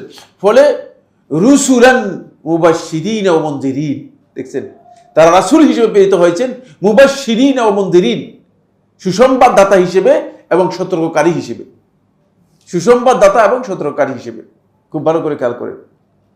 তারা একদিকে সুসংবাদ দিয়েছেন, আবার আরেকদিকে সতর্ক করেছেন। রাসূলুল্লাহ সাল্লাল্লাহু আলাইহি ওয়াসাল্লাম জান্নাতের সুসংবাদ দিয়েছেন, আবার জাহান্নাম থেকে সতর্ক করেছেন। এই জন্য সংস্কারককে এই বিষয়, এই দিকটাকে বিবেচনা করে সংস্কারক কাজ অগ্রসর হবে। কিন্তু দাঈ ইলাল্লাহ তিনি যখন শুধু দাওয়াতের কাজ করবেন তখন তিনি মানে দাওয়াতের বিষয়গুলোকে শুধুমাত্র তার কাছে মেসেজ আকারে পৌঁছাবেন, তবে আন্তরিকতার সাথে পৌঁছাবেন যাতে করে সে তাকে বুঝতে পারে যে এই ব্যক্তি আমার কল্যাণের জন্য অথবা আমাকে মানে সহযোগিতা করার জন্যই আমার কাছে এই কথাগুলো বলতেছে, আমার জন্য বলতেছে। এটা যাতে করে বুঝতে পারে, যাতে করে একজন ব্যক্তি আপনাকে বুঝতে পারে যে না, এই লোক তো আমার কল্যাণ চায়, শুভাকাঙ্ক্ষী। এখন আপনি যদি লোকটা যদি আপনাকে মনে করে যে এই লোকটা আমার দুশ্মন, শত্রু, তাহলে আপনার ভালো কথাও গ্রহণ করবে না, ভালো কথাও গ্রহণ করবে না। এই জন্য আমরা বলেছি, আমরা যখন ইনকারুল মুনকার সম্পর্কে আলোচনা করেছিলাম তখন আমরা একবার এই আলোচনার মধ্যে বা এখানে নয় বা কোথাও আলোচনার মধ্যে বলেছি যে ইনকারুল মুনকারের জন্য গুরুত্বপূর্ণ বিষয় হচ্ছে কোনো ব্যক্তির প্রতি বিদ্বেষ অথবা ঘৃণা পোষণ করে আপনি ইনকারুল মুনকার করলে সে ইনকারুল মুনকার গ্রহণযোগ্য হবে না কোনোদিন। তার প্রতি সর্বোচ্চ আন্তরিকতা এবং ভালোবাসা নিয়ে ইনকারুল মুনকার করতে হবে। ঘৃণার মাধ্যমে এটা হয় না, এখানে অবশ্যই ভালোবাসা, আন্তরিকতা থাকতে হবে। আমরা অনেকেই আছি মানে আমাদের একটা এটাকে বলে যে টেন্ডেন্সির মতোই হয়ে গেছে। সেটা হচ্ছে এই মানে কারো কোনো ভুল দেখলে ওই লোকটাকেই একেবারে ঘৃণিত, লোকের প্রতি আমার একটা ঘৃণা তৈরি হয়। তাহলে একে সংশোধন করবে কিভাবে? সংশোধন করার কোন সুপথ তো রাখবেন না। যখন সে আপনাকে বুঝতে পারবে যে এই লোকটা আমাকে ঘৃণা করে, এই লোকটা আমার প্রতি মানে তার খারাপ ধারণা আছে, তখন আপনার বক্তব্য আসলে গ্রহণ করবে না। এটা আমরা মানহাজ নিয়ে আলোচনা করতেছি, এটা বুঝতে হবে আপনাদেরকে। এটা কিন্তু মানে সরাসরি এমন মানে বিষয় নয়। এই সমস্ত কারণেই দাওয়াতি মানহাজ, মানে অনেকে দাওয়াতের কাজ করতেছেন বছরের পর বছর, শত বছর, বুঝতে পেরেছেন কিনা, কিন্তু মানুষ তাদের দাওয়াতকে মানে মোটেও গ্রহণ করে নেই, বৃদ্ধাঙ্গুলি দেখিয়েছে, গ্রহণ করে নেই। এর একটি মাত্র কারণ, সেটা হচ্ছে এই দাওয়াতের মানহাজ নবুয়তি মানহাজ থেকে নেওয়া হয়নি, নবী সাল্লাল্লাহু আলাইহি ওয়াসাল্লাম মানহাজ থেকে নেওয়া হয়নি। ইসলাহের পদ্ধতি একটা, দাওয়াতের পদ্ধতি আরেকটা। দাওয়াত একটি ভিন্ন জিনিস, আর ইসলাহ বা সংশোধন ভিন্ন জিনিস। অবশ্যই মুসলিহ যিনি হবেন তিনি, আমরা যে পয়েন্টগুলো বলেছি সেই পয়েন্টগুলো অবশ্যই তার সামনে থাকতে হবে। এরপরে দাঈ ইলাল্লাহ, তিনি দাওয়াতের ক্ষেত্রে তাদাররুজ, স্টেপ বাই স্টেপ তিনি দাওয়াতগুলোকে নিয়ে যাবেন। কিন্তু মুসলিহ যিনি সংস্কার করবেন, সংস্কারের কাজ যিনি করবেন, তিনি যে কাজটা সংস্কার করা দরকার সেই কাজটাকে বেশি গুরুত্ব দিবেন। তার কারণ হচ্ছে তিনি সব কাজ একসাথে করলে সে সংস্কার করতে পারবেন না। এই জন্য প্রত্যেক নবীর সময়, খুব ভালো করে গেল, প্রত্যেক নবী এবং রাসূলের সময় মানে দেখবেন যে তাদের দাওয়াতের মধ্যে মানে একটা গুরুত্বপূর্ণ দিক ছিল। শুআয়ব আলাইহিস সালাতু ওয়াস সালাম তার দাওয়াতের প্রতি একটা গুরুত্বপূর্ণ দিক ছিল, তার কওমের লোকেরা মানে ওজনে কি করতো, এলোমেলো করতো, ওজন কম দিত, মানুষের সাথে প্রতারণা করতো। হ্যাঁ, তার এই দাওয়াতের সাথে এই বিষয়টাকে, যেহেতু সংস্কারের জন্য এসেছেন, এই বিষয়টাকে কি করে অ্যাড্রেস করেছেন। সংস্কারক তিনি দাওয়াতের যে মূল কাজ করবেন, এই দাওয়াতের সাথে তিনি সংস্কারের বিষয়টাকে অগ্রাধিকার দেবেন, তিনি সংস্কারের বিষয়টা অগ্রাধিকার দেবেন। রাসূলুল্লাহ সাল্লাল্লাহু আলাইহি ওয়াসাল্লাম, খুব ভালো করে খেয়াল করেন, রাসূলুল্লাহ সাল্লাল্লাহু আলাইহি ওয়াসাল্লাম এমন এক সমাজের মধ্যে এসেছে যেই সমাজের মধ্যে দুটি জিনিস মৌলিক সমস্যা। একটা হচ্ছে শিরক, চূড়ান্ত পর্যায়ে পৌঁছে গেছে, এমন পর্যায়ে পৌঁছে যে আল্লাহর ঘরের মধ্যে 360টা মূর্তি, আল্লাহর ঘরের মধ্যেই। কত ভয়ঙ্কর অবস্থা, মানে তারা আল্লাহর ঘরের মধ্যে মূর্তি ঢুকিয়ে নিয়েছে। আর দ্বিতীয় নম্বর হচ্ছে তারা দুনিয়ার প্রতি এত বেশি তারা আগ্রহী হয়ে গিয়েছে যে আখিরাতকে তারা পরিপূর্ণরূপে ভুলে গিয়েছে। আখিরাত বলতে তাদের কাছে আখিরাতের বক্তব্য একেবারেই মনে হয় যেন অপরিচিত হয়ে গিয়েছে, আখিরাতের দাওয়াতটা তাদের কাছে অপরিচিত হয়ে গিয়েছে। অথচ এই লোকগুলোই মানে আগে আখিরাতের বিষয়টি তারা বিশ্বাস করত, কিন্তু তারা আস্তে আস্তে দুনিয়ার প্রতি তাদের এমন বেশি মোহ এসে গিয়েছে যে আখিরাতকে, ফলে রাসূলুল্লাহ সাল্লাল্লাহু আলাইহি ওয়াসাল্লাম বারবার যেটা অ্যাড্রেস করেছেন সেটা হচ্ছে মানে তাওহীদের অ্যাড্রেস করেছেন এবং আখিরাতের বিষয়টা, যাতে করে আখিরাতের বিশ্বাসটা তাদের মজবুত হয়, শক্তিশালী হয়। কারণ আখিরাতের বিষয় মজবুত না হলে এই লোকগুলো সালাত, সিয়াম, ইবাদত, হালাল হারাম কোনোটাই তাদের কাজে লাগবে না, কাজ করতেও পারবে না, করবেও না। কারণ আমরা যদি আখিরাতে বিশ্বাস না করি তাহলে আমরা হালাল হারাম দিয়ে ওয়াজ করে কোনো লাভ হবে কিনা বলেন তো? হ্যাঁ, কোন লাভ? ভাই এত কথা বলতেছেন কেন? মানে যেমন ইকবালকে আপনারা শুনেছেন, কবি ইকবাল পাকিস্তানের কবি ছিল, জাতীয় কবি পাকিস্তানের, পাকিস্তানের জাতীয় কবি ছিল। তো এই একটা বই লিখেছে, দুটো কবিতা লিখেছে, খুব মানে ভয়ঙ্কর বিতর্কিত কবিতা। তোর মধ্যে আল্লাহর বিরুদ্ধে অভিযোগ, একটা হচ্ছে কি অভিযোগটা আল্লাহকে অভিযোগ করছে। মানে অবশ্য কবিরা বেশিরভাগ পাগল টাইপের হয়, এতে মানে অসুবিধা নেই, সুবিধাটা এতে তেমন কোনো অসুবিধা নেই। কোন পর্যায়ের লোক ছিল এমনি, তার বিভিন্ন কবিতা থেকে বোঝা গিয়েছে সে এটাকে রুমিয়ের মতো, জালালউদ্দিন রুমির মতো মানে সর্বেশ্বরবাদী অথবা হুলুলি বা ইত্তেহাদি ছিল। যাই হোক, সেটা আমার আলোচ্য বিষয় নয়, আকীদার বিষয়টি আমি আলোচনা করতে চাচ্ছি না।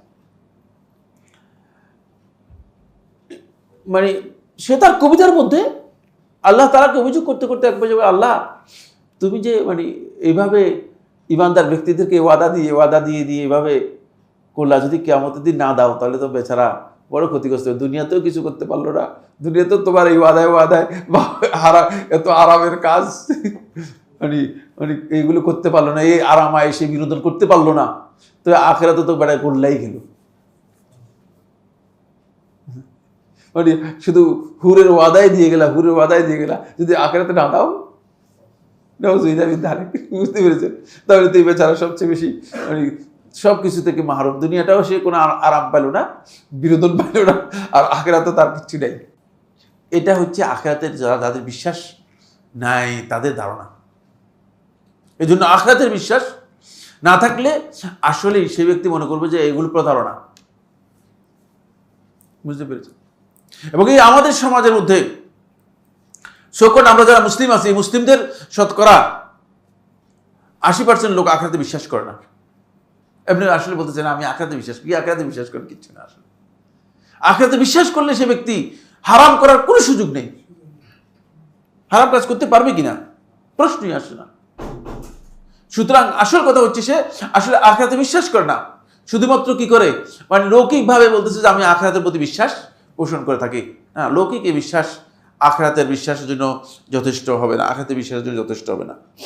আসুন, ফলে ৬ষ্ঠ নম্বর যেই মূলনীতি, এই মূলনীতির মধ্যে দাওয়াত এবং ইসলাহের জন্য আমাদেরকে যেই তারতীব, আমাদেরকে যে ধারাবাহিকতা রক্ষা করতে হবে দাওয়াতের জন্য, সেটা হচ্ছে প্রথমে তাওহীদের দাওয়াত আমাদেরকে অগ্রাধিকার দিতে হবে।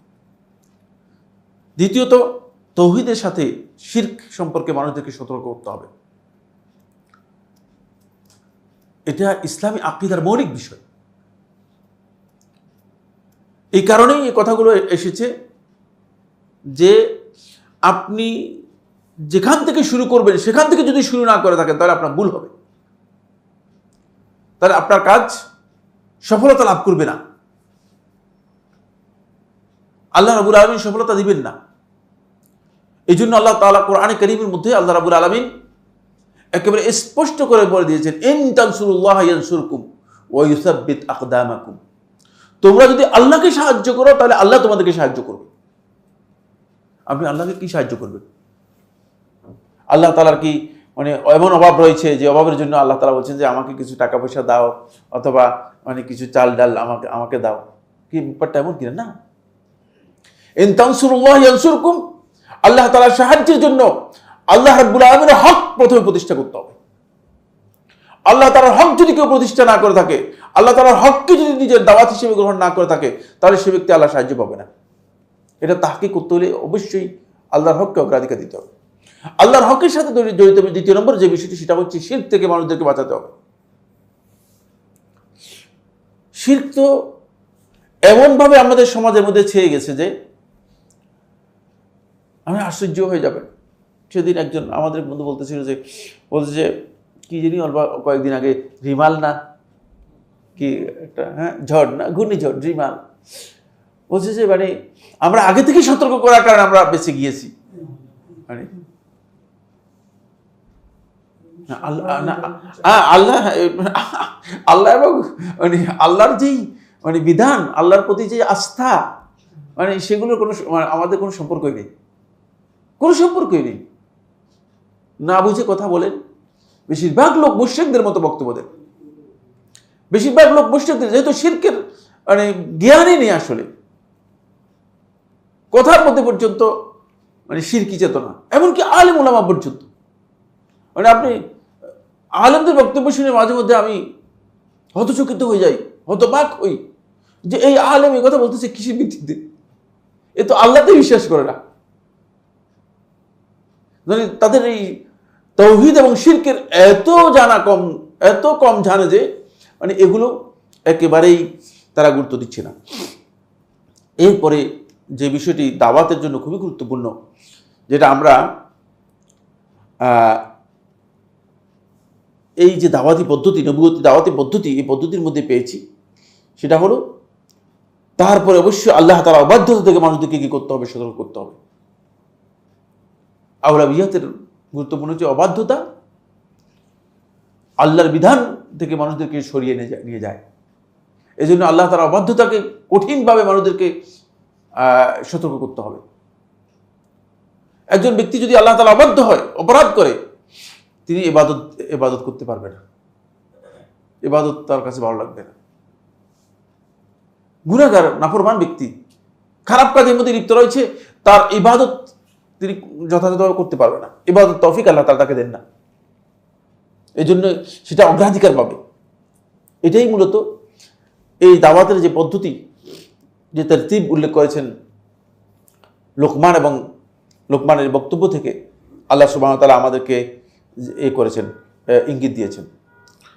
এরপরে যে বিষয়টি দাওয়াতের জন্য খুবই গুরুত্বপূর্ণ, সেটা হচ্ছে অবশ্যই দাওয়াতের মৌলিক কাজের মধ্যে একটি বিষয় হচ্ছে আসসালাহ। আপনি দেখেন রাসূলুল্লাহ সাল্লাল্লাহু আলাইহি ওয়াসাল্লাম একেবারে সর্বশেষ কথাগুলো এই ব্যাপারে বলেছেন। সালাত নাই তো আপনি তার কাছ থেকে অনেক কিছুই আশা করতে পারেন না। এই জন্য আপনি আশ্চর্য হবেন সালাতের গুরুত্ব, সালাত আদায়ের গুরুত্ব, এবং সালাত আদায় না করলে তার যে শাস্তি রয়েছে, এই বিষয়গুলো সম্পর্কে মানে আপনি মানে একজনের জিজ্ঞেস করি, গত বছরের মধ্যে জুমার খুতবা কোনোদিন শুনছেন কিনা? শুনছেন? মানে সালাতের গুরুত্ব, সালাত আদায় না করলে কি হবে, মানে এই সম্পর্কে গত বছরে পুরা জুমার খুতবার মধ্যে কোনো আলোচনা শুনছেন কিনা? দেখবেন যে হয়তো এগুলো আলোচনাই নেই না। জুমার খতিবরা আলতু ফালতু সাবজেক্ট নিয়ে আলোচনা করে, যে সাবজেক্টের তার মানে যাওয়ারও দরকার নেই, যে বিষয় সম্পর্কে আলোচনার দরকার নেই, কিন্তু তিনি মানে মৌলিক বিষয় যেটা আলোচনা করা দরকার, ওই যে ফিকহুল আউলাবিয়াত নেই, অগ্রাধিকার ভিত্তিতে যে জ্ঞানটা নেওয়ার কথা ছিল সেটা নেই। এরপরে যে মাসআলাটি দাওয়াতের আওলাবিয়াতের জন্য তারতিব হচ্ছে আমর বিল মারুফ ওয়া নাহি আনিল মুনকার। এটা অত্যন্ত গুরুত্বপূর্ণ বিষয়। এই উম্মতের অন্যতম গুরুত্বপূর্ণ, ঈমানের পরে গুরুত্বপূর্ণ বিষয় হচ্ছে এটি, কুনতুম খায়রা উম্মাতিন উখরিজাত লিন-নাসি তা'মুরুনা বিল মারুফ ওয়া তানহাউনা আনিল মুনকার। দেখছেন, আমর বিল মারুফ করবে ওয়া নাহি আনিল মুনকার করবে, ঈমানের পরে এটা তাদের গুরুত্বপূর্ণ দায়িত্ব। এই কারণেই মূলত এই উম্মতকে খায়র উম্মত বলা হয়েছে, মানে গোটা উম্মতের মধ্যে শ্রেষ্ঠ উম্মত হিসেবে আল্লাহ সুবহানাহু ওয়া তাআলা এদেরকে আখ্যায়িত করেছেন। কিন্তু আমর বিল মারুফ ওয়া নাহি আনিল মুনকার এগুলো সম্পর্কে তেমন কোনো আমাদের গুরুত্ব নেই এবং আমরা এগুলো আলোচনা করছি না। এরপরে যে বিষয়টি আওলাবিয়াতের মধ্যে আসবে সেটা হচ্ছে অবশ্যই আখলাক, খুবই গুরুত্বপূর্ণ বিষয়। দায়ীদের আখলাক খুবই গুরুত্বপূর্ণ বিষয়। দায়ী যিনি হবেন তিনি নিজের আখলাক সংশোধন করতে যদি না পারেন তাহলে অন্যদের আখলাক তিনি সংশোধন করতে পারবেন না। এজন্য দায়ী আল্লাহ যিনি হবেন তিনি তার আখলাকটাকে সংশোধন করবেন। আখলাকের মধ্যে দুটি পয়েন্ট অত্যন্ত গুরুত্বপূর্ণ। এজন্য এই আয়াতের মধ্যে এই বিষয়গুলো অগ্রাধিকার দেওয়া হয়েছে। আখলাকের মধ্যে সবচেয়ে গুরুত্বপূর্ণ দিক হচ্ছে সবর। দাওয়াতি কাজ করতে পারবেন না সবর না থাকলে, কেউ আসলে মানে এগুলো একেবারেই ওয়াদেহ কথা, একেবারে স্পষ্ট কথা। এজন্য ধৈর্যটা, সবরটা খুবই গুরুত্বপূর্ণ বিষয়। মানে সবর এত গুরুত্বপূর্ণ বিষয় যে কেউ যদি দাওয়াতি কাজ করতে চান কিন্তু তার কাছে সবর না থাকে তাহলে দেখবেন যে তিনি দাওয়াত থেকে নিজেই সরে যাবেন, দাওয়াত থেকে নিজেই সরে যাবেন। আমাদের এলাকায়, আমি এটা আপনাদের এখানে বলছি কিনা কোথায় বলছি আমার জানা নেই, একবার বলছি, এক বেচারা হঠাৎ করে দেখে দাঁড়িয়ে দাঁড়িয়ে লেখে অন্যরকম, ভাবসাব অন্যরকম হয়ে গেছে। মানুষ কি ব্যাপার কি, ওই চিল্লাই গেছে, চিল্লাই গিয়ে টিয়ে হুজুর টুজুর হয়ে বললেন না, অন্যরকম ব্যবসা, মাথা মধ্যে পাখি টাকড়ে দিয়ে টিয়ে আসছে। মানুষ খুব অন্যরকম কি হঠাৎ করে একবারে অনেক চেঞ্জ, চিল্লে গেছে। এক মাস বা দুই মাসের মাথায় দেখে দাঁড়িয়ে আর কিচ্ছু নেই, একেবারে লোকেরা জিজ্ঞেস করলে কি হয়েছে আপনার, কি ব্যাপার, হঠাৎ করে গেল কোথায়, ওই কি গেছে কোথায়, ওই এই যে এগুলো কোথায় গেল, দাঁড়িয়ে গেল কোথায়, দাঁড়িয়ে গেল কোথায়, বলে আরে আল্লাহ তো নেই, কি দাঁড়িয়ে আবার কি হয়েছে, কি হয়েছে, বলছে যে আল্লাহ যদি থাকতো তাহলে মসজিদ থেকে আমার টাকা চুরি হয়ে যেত, আমি মসজিদের মধ্যে দাওয়াতের কাজে গেছি, আমি দাওয়াতের কাজ করতেছি আর আমার মসজিদ থেকে টাকা চুরি হয়ে গেছে, আল্লাহই নেই। চিন্তা করেন, একেবারে এরকম দাওয়াতের কাজের জন্য যদি আপনি এরকম হন তাহলে এই অবস্থা হবে। দাওয়াতি কাজ করতে গিয়ে যদি কোনো ব্যক্তি আসলেই দাওয়াতের এই মিশন সম্পর্কে জ্ঞান না রাখে, সবর যদি তার না থাকে, তাহলে সে ব্যক্তি এই ধরনের অবস্থায় চলে যাবে, এই ধরনের একটা বিভ্রান্তি হতে চলে যাবে। সবর এখানে খুবই গুরুত্বপূর্ণ বিষয় দায়ী আল্লাহের জন্য। এরপরে গুরুত্বপূর্ণ বিষয় হচ্ছে যেটি, সেটা হলো অবশ্যই অহংকার মুক্ত হতে হবে। আসলে ইস্তেলা আমি আলেমদেরকে জীবনে কোনোদিন অহংকার আমি আলেমদের কাছে দেখিনি।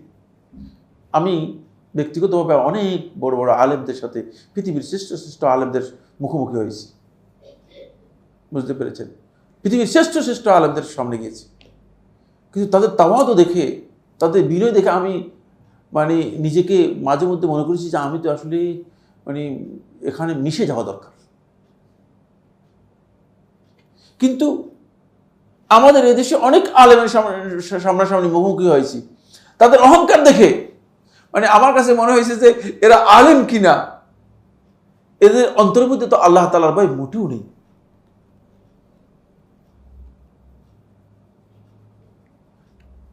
ইলমের সাথে আল্লাহর কসম করে বলছি, অহংকার সমান কোন অবস্থান নিতে পারে না।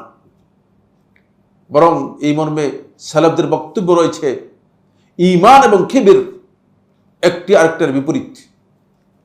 ঈমান আর অহংকার একটি আরেকটির বিপরীত। এই কারণে যারা পরিমাণ যার অন্তর মধ্যে কিবর থাকবে সে জান্নাতে ঢুকতে পারবে না। রাসূলুল্লাহ সাল্লাল্লাহু আলাইহি ওয়াসাল্লাম বলে দিয়েছিলেন, স্পষ্ট করে দিয়েছিলেন। আর সেটা মানে দাওয়াতের ক্ষেত্রে এটা সবচেয়ে বড় ক্ষতির কারণ। দাঈর আল্লাহর মধ্যে যদি তিনি দাওয়াতি কাজ করে থাকেন, আর যদি তার মধ্যে এই অবস্থান, তার আখলাকের মধ্যে যদি সত্যিকার পরিবর্তন আনতে না পারে, নিজের আখলাকের মধ্যে পরিবর্তন আনতে না পারলে অন্যদের আখলাকে পরিবর্তন আনতে পারবে না। এই জন্য এখানে ব্যক্তির আখলাকের কথাকে অগ্রাধিকার দিয়েছে, তার যাতে করে আপনি অন্যদের আখলাক পরিবর্তন করতে পারেন। আর আখলাক চরিত্রটা এমন একটা বিষয় যে এটি ব্যক্তির পরিবর্তনের সাথে অন্যকে কি করে প্রভাবিত করে। বলে সক্রেটিসের একটা বক্তব্য আমরা শুনেছি, সে তার বক্তব্য বলেছে জ্ঞান মূলত মানে জ্ঞানকে সরবরাহ করার মাধ্যমে অথবা জ্ঞানকে মানুষের কাছে তুলে ধরার মাধ্যমে জ্ঞান কি হয় না, জ্ঞান বিতরণ হয় না, জ্ঞান বিতরণ হয় অন্তর থেকে। এই বক্তব্যটা এই জায়গায় প্রযোজ্য, বুঝতে পেরেছেন? আসলেই এটা অন্তরের সাথে জড়িত বিষয়।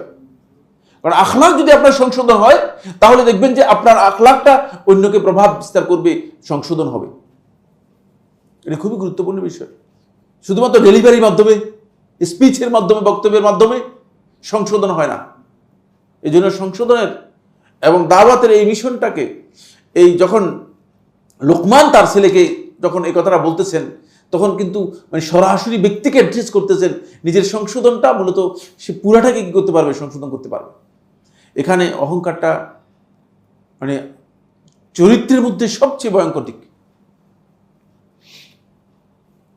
এই কারণে রাসূলুল্লাহ সাল্লাল্লাহু আলাইহি ওয়াসাল্লাম, আল্লাহ নবী সাল্লাল্লাহু আলাইহি ওয়াসাল্লাম এত বেশি বিনয়ী ছিলেন যে নবী সাল্লাল্লাহু আলাইহি ওয়াসাল্লামকে মদিনার কোনো একজন দাসী যদি এসে নবী সাল্লাল্লাহু আলাইহি ওয়াসাল্লাম বলতে যে মুহাম্মদ সাল্লাল্লাহু আলাইহি ওয়াসাল্লাম বলে আমার সাথে একটু কাজ আছে, আমার কাজটা একটু করে দিন, আপনি চলেন, রাসূলুল্লাহ সাল্লাল্লাহু আলাইহি ওয়াসাল্লাম তার সাথে চলে যেতেন। একথা মনে করতেন না যে আমি নবী, তুমি কি বলতেছো, তুমি কে, বুঝতে পেরেছে? তার সাথে গিয়ে তার কাজটা করে দিতেন, তিনি তার কাজটা করে দিতেন।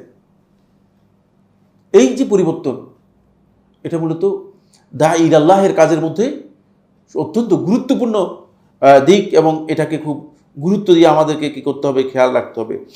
এরপরে যে কাজটি, সেটা হচ্ছে তারতিবের মধ্যে মানে অগ্রাধিকারের ভিত্তিতে যে কাজটি হবে, সেটা হচ্ছে লোকদেরকে হালাল হারাম সম্পর্কে সচেতন করা।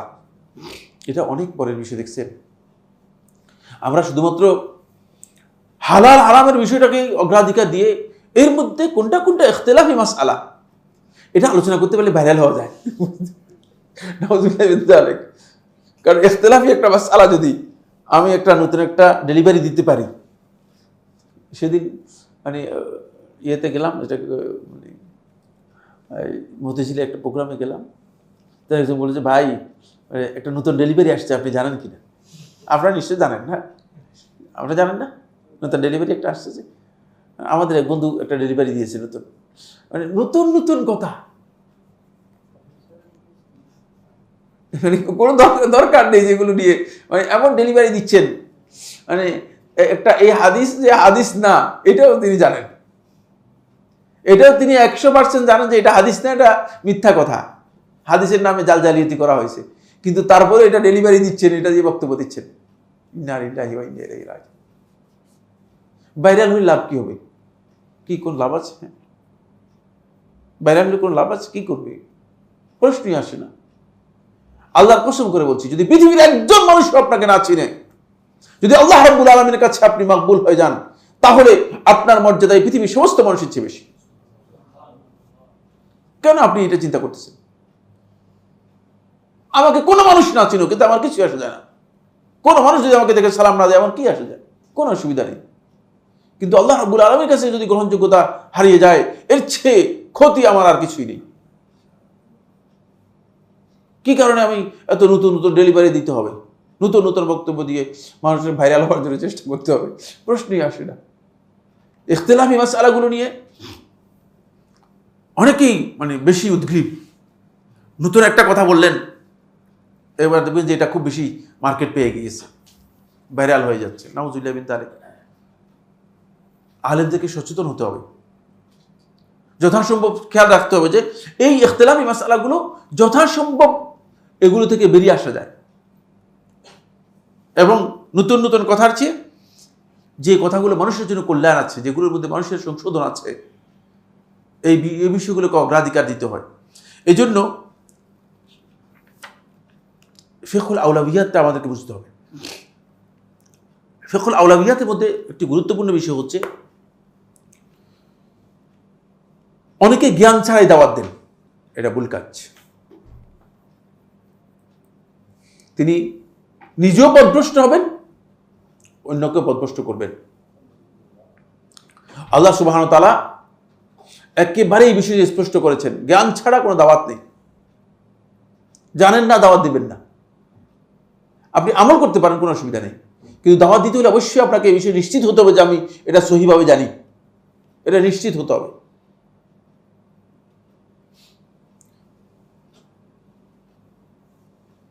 রাসূলুল্লাহ সাল্লাল্লাহু আলাইহি ওয়াসাল্লাম আবু দাউদের riwayat-এর মধ্যে এসেছে, রাসূলুল্লাহ সাল্লাল্লাহু আলাইহি ওয়াসাল্লাম ইরশাদ করেছেন যে কিয়ামতের আগে যখন আল্লাহ সুবহানাহু ওয়া তাআলা ইলমকে উঠাই নেবেন, ইলমকে উঠাই নেবেন কিভাবে? মানুষের অন্তর থেকে এভাবে ছিনিয়ে নেবেন না, বিকাবদিল উলামা, আলেমদেরকে মৃত্যু দেওয়ার মাধ্যমে। হাত্তা লা ইবকা আহাদান, এমনকি একজনও বাকি থাকবে না, আর আলেম বাকি থাকবে না, আলেমরা উঠে যাবে। তখন ফাসাআলান নাস ফাত্তাখাযান নাস রুউসান জুহালান, মানুষ একজন জাহিল লোকদেরকে, তাদেরকে বড় আলেম মনে করে তাদেরকে নেতা হিসেবে গ্রহণ করবে। মানুষ তাদের কাছে ফতোয়া চাইবে, তারা ফতোয়া দেবে। ফাদাল্লু আদাল্লু, নিজেও পথভ্রষ্ট হবে এবং অন্যদেরকে পথভ্রষ্ট করবে। এই জন্য এখানে খুবই গুরুত্বপূর্ণ বিষয় হচ্ছে, সেটা দাওয়াতের আগে আপনাকে নিজেকে প্রস্তুত করতে হবে। পুঁজি নাই, ব্যবসা করা উচিত নয়, তাহলে ব্যবসার মধ্যে কি হবে? গলদ হয়ে যাবে। সামান্য পুঁজি দিয়েও ব্যবসা করতে পারে, কিন্তু সামান্য পুঁজি দিয়ে ব্যবসা করাটা খুব কি রিস্কি। ইয়েস, এটা আপনারা যারা ব্যবসায়ী আমার চেয়ে ভালো জ্ঞান রাখেন, বুঝতে পেরেছেন? ওইটা এমন রিস্কি যে শেষ পর্যন্ত একেবারে গোল্লায় যাওয়ার সম্ভাবনা আছে। এই জন্য খুব সতর্কতা অবলম্বন করতে হবে। এটা হলো এখানে একটি মাসআলা। দ্বিতীয় নম্বর যে মাসআলাটি এখানে গুরুত্বপূর্ণ মাসআলা, দাওয়াত এবং ইসলাহের ক্ষেত্রে যদি অগ্রাধিকারের ভিত্তিতে আপনি দাওয়াতি কাজ না করে থাকেন, তাহলে আপনি হতে পারে যে কাজটা ওই লোকের ফিতনার কারণ, সেটাই আপনি তাকে কি করেছেন? অ্যাড্রেস করে দিয়েছেন। কারণ মানুষের কোনো কোনো বিষয় আছে যেটা তার ফিতনার কারণ হয়ে যেতে পারে, যেটা ফিতনার কারণ হয়ে যেতে পারে, এমন বিষয় হয়তো অ্যাড্রেস করে দিয়েছেন। সমস্ত মানুষের আকল, বিবেচনা শক্তি এবং জ্ঞান একই স্তরের নয়। এমন বিষয়ে আপনি খেতাব করে দেবেন যে খেতাবের কারণে সে হিদায়াত থেকে আরো দূরে সরে যাওয়ার কারণ হতে পারে, ফিতনার কারণ হয়ে যেতে পারে। তখন আপনি দাওয়াত ভুল করার কারণে বা আউলাবিয়াতের জ্ঞান না থাকার কারণে আপনি এই লোকের ফিতনার কারণ হয়ে গিয়েছেন। এই জন্য আল্লাহ রাব্বুল আলামিন কোরআনের মধ্যে এই দোয়া শিক্ষা দিয়েছেন, ওয়ালা তাজআল ফিতনাতাল লিল্লাযিনা কি কাফারু, যে আমাদেরকে আপনি কাফেরদের জন্য ফিতনার কারণ হিসেবে পরিণত করবেন না, তাহলে তারা দিন থেকে দূরে সরে যাবে, দিন আমাদের কারণে দিন থেকে দূরে সরে যাবে, ফিতনার কারণ হয়ে যাবে। আর আউলাবিয়াতের ক্ষেত্রে আরেকটি মাসআলা হচ্ছে যেটা, সেটা যিনি দাওয়াতের কাজ করবেন, সংস্কারের কাজ করবেন, অবশ্যই তিনি যাদেরকে দাওয়াত দেবেন তাদের অবস্থা সম্পর্কে তিনি পরিপূর্ণ জানতে হবে। যদি না জেনে দাওয়াত দেন অথবা না জেনে ইসলাহ সংশোধন করতে যান, তাহলে সেটা হয়তো সংশোধন হবে না। অবস্থা সম্পর্কে জানা, মাদউ যাদেরকে দাওয়াত দিচ্ছেন তাদের অবস্থা সম্পর্কে জানা, এটা আমরা পেয়েছি মুআয ইবনে জাবাল রাদিয়াল্লাহু আনহু বর্ণিত যে হাদিস রয়েছে, সেই হাদিসের মধ্যে ইন্নাকা তা'তি কওমান আহলা কিতাব, যে তুমি যাচ্ছ এমন এক জাতির কাছে, এমন এক লোকদের কাছে যারা আহলে কিতাব, কিতাবের অনুসারী। মানে কিতাব তাদের কাছে আছে। এই জন্য যাদের কাছে যাচ্ছেন তাদের কাছে মানে আপনাকে জানতে হবে। দুটি বিষয় বাদ দিতে হবে। একটি বিষয় হচ্ছে আল জিদাল ওয়াল মিরাহ, ঝগড়া বিবাদ। ঝগড়া বিবাদের মধ্যে আসলে হেদায়েত নেই।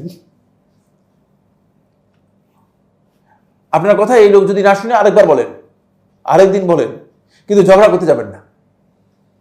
ঝগড়া বিবাদের মধ্যে আসলে কোনো ফায়দা নেই, দাওয়াতের কোনো ফায়দা নেই, মাসলাহাত নেই, ইসলাহের কোনো ফায়দা নেই। ঝগড়া করলে আপনি নিজের ক্ষতি করলেন, তার তো কি ক্ষতি হয়েছে সেটা বলার কোনো সুযোগই নেই, কারণ সে আপনার কথা শুনবে না। এই জন্য দাওয়াতের ক্ষেত্রে ঝগড়া বিবাদ একেবারেই অমার্জিত। দাওয়াত এবং ইসলাহের ক্ষেত্রে এটা ফিকহুল আউলাউইয়াতের মধ্যে মোটেও আসে না যে ঝগড়া বিবাদ করবেন, ঝগড়া বিবাদ করবেন না। আরেকটি বিষয় পরিহার করতে হবে, সেটা হচ্ছে যেই সমস্ত কাজ অথবা যে সমস্ত কথা মানে লোকদের মধ্যে বিতর্ক সৃষ্টি হয়েছে আগেই, এখন সেই বিতর্ককে নতুন করে বিতর্কিত করার কোনো দরকার নেই, যেগুলো কোনো ফায়দা নেই, ওর সমাধান করতে পারবেন না। কিছু কিছু বিষয় আছে আপনি সমাধান দিতে পারবেন না, বিতর্কিত বিষয়কে আর আলোচনার মধ্যে আনার দরকার নেই। এটাকে আপনি জ্ঞানের দিকে ছেড়ে দেন। যিনি জ্ঞানী তিনি আসতেই বোঝার চেষ্টা করবেন। আপনি এই কথা মনে করেন না যে আপনার বক্তব্য দেওয়ার সাথে সাথেই সব লোক এটাকে মেনে নিতে বাধ্য। কেউ মেনে নিবে না। আমার বক্তব্য এখানে কেউ মেনে না নিলে আমি তাকে কিছু বলার অধিকার রাখি কিনা? হ্যাঁ, না, অধিকার রাখি না। আপনারা যদি সবাই দাঁড়িয়ে বলেন যে আপনার এই বক্তব্য মানলাম না, আমি কিছু বলার অধিকার রাখি? কোনো অধিকার নেই। এই জন্য খেয়াল রাখতে হবে যে মানে এমন বিষয়গুলো যেগুলো নিয়ে আসলেই মানে আগে থেকেই অনেক বিতর্ক, অনেক ইখতিলাফ, অনেক সমস্যা মানে হয়ে আসছে, সেগুলো এক কথায় সমাধান হয়ে যাবে না। সেগুলো এক কথায় এক বাক্যে সেগুলোর সমাধান আপনি দিতে পারবেন না। সুতরাং সেগুলো নিয়ে দায়ীরা এগুলো বর্জন করবেন। যেমন আরবি জাহিলি যুগের লোক যারা ছিল, তারা অনেকে বড় বড় খতিব মানে বক্তা ছিল আর কি।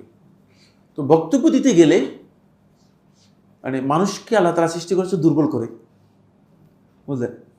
আপনি দেখবেন যে প্রত্যেকটা মানুষই তার দুর্বলতার একটা দিক হচ্ছে এই, তিনি অক্ষর উচ্চারণের ক্ষেত্রে একটা না একটা অক্ষরের মধ্যে আটকা আছে। কেউ দুইটার মধ্যে, কেউ তিনটার মধ্যে, কেউ একটার মধ্যে, কমপক্ষে একটার মধ্যে থাকবেই। এখন থেকে আমার এই বক্তব্য গবেষণা করেন, গবেষণা করলে পেয়ে যাবেন। আপনি যদি আপনি অক্ষর উচ্চারণ করতে যাচ্ছেন, একটা অক্ষরের জায়গায় দেখছেন আপনার উচ্চারণ ঠিক মতো আসে না, এটা আল্লাহ তাআলা নাকশ দিয়েছেন মানুষের মধ্যে, বুঝতে পেরেছেন? তো জাহিলি যুগের যারা বড় বক্তা ছিল তাদের অনেকেই কেউ রা উচ্চারণ করতে পারতো না, কেউ লাম উচ্চারণ করতে পারতো না। উচ্চারণকে এড়িয়ে যাওয়ার জন্য তারা এমন শব্দ ব্যবহার করতো যার মধ্যে রা নেই, বুঝতে পেরেছেন কিনা? এমন বাক্য ব্যবহার করতো যার মধ্যে রা নেই, যার মধ্যে সা নেই, বুঝলেন? জ্ঞানের এমন পর্যায়ে তারা উত্তীর্ণ। আপনি যাদেরকে জাহিলি যুগের কথা বলতেছেন মনে করছেন এরা মূর্খ, বুঝতে পেরেছেন? যাদেরকে মূর্খ বলতেছেন তাদের অবস্থান বলতেছি। তারা তাদের কবিতার মধ্যে যখন কবিতা নিয়ে আসতো আর কবিতা পেশ করত, তখন তারা তাদের কবিতার মধ্যে একটা শব্দ সা উচ্চারণ করতো না, যেহেতু সা তার উচ্চারণের মধ্যে আসে না। সা আছে যে এরকম কোনো শব্দই ব্যবহার করতো না। ভারতবর্ষে মানে পণ্ডিত ছিল আবুল ফজল, আপনার নাম শুনছেন সম্ভবত, না? মোল্লা আবুল ফজল বলা হতো, মোল্লা আবুল ফজল। সে একটা তাফসির লিখেছে, মানে এই তাফসিরের মধ্যে এমন শব্দ ব্যবহার করেছে যেই অক্ষরগুলোতে কোথাও নোক্তা নেই। আরবি ভাষায় নোক্তা ছাড়া অক্ষর কয়টা আছে জানেন কিনা? না সেটাও জানবেন? কয়টা? তাহলে তো জানেনটাই হলো, না ওইটা তো সবাই জানে। মানে চিন্তা করেন, মানে এমন একটা তাফসির লিখেছে যে তাফসিরের মধ্যে মানে একটা অক্ষর নোক্তাওয়ালা আনেন নেই। একটা তাফসির, পরিপূর্ণ একটা তাফসির লিখেছে, বুঝতে পেরেছেন? কোরআনের তাফসির। মানে পাণ্ডিতের কোন পর্যায়ে মানে পৌঁছে গিয়েছিল। এটা এই জন্য আমি কথা বললাম যে যেখানে বিতর্ক মানে অব্যাহত বিতর্ক রয়েছে, এটাকে এড়িয়ে যাওয়াটাই হচ্ছে মূলত বুদ্ধিমান ব্যক্তির কাজ, জ্ঞানী ব্যক্তির কাজ। জ্ঞানী ব্যক্তির কাজ হচ্ছে তাকে এড়িয়ে যাবেন, তখন তিনি তার সাফল্যে বুঝতে পারবেন, টার্গেটে বুঝতে পারবেন। এই কথাগুলো আমাদেরকে এটাই স্পষ্ট করেছে আজকের এই মূলনীতি থেকে, যে আসলেই আমাদেরকে ফিকহুল আউলাবিয়াতটা বুঝতে হবে, ফিকহুল আউলাবিয়াতটা বুঝতে হবে। আপনি একজন নারীকে হিজাবের মাসালা আগে আলোচনা করবেন, নাকি তাকে আপনি মানে এই অন্যান্য যে সমস্ত সুন্নত নফলের মাসালা আছে সেটা আগে আলোচনা করবেন?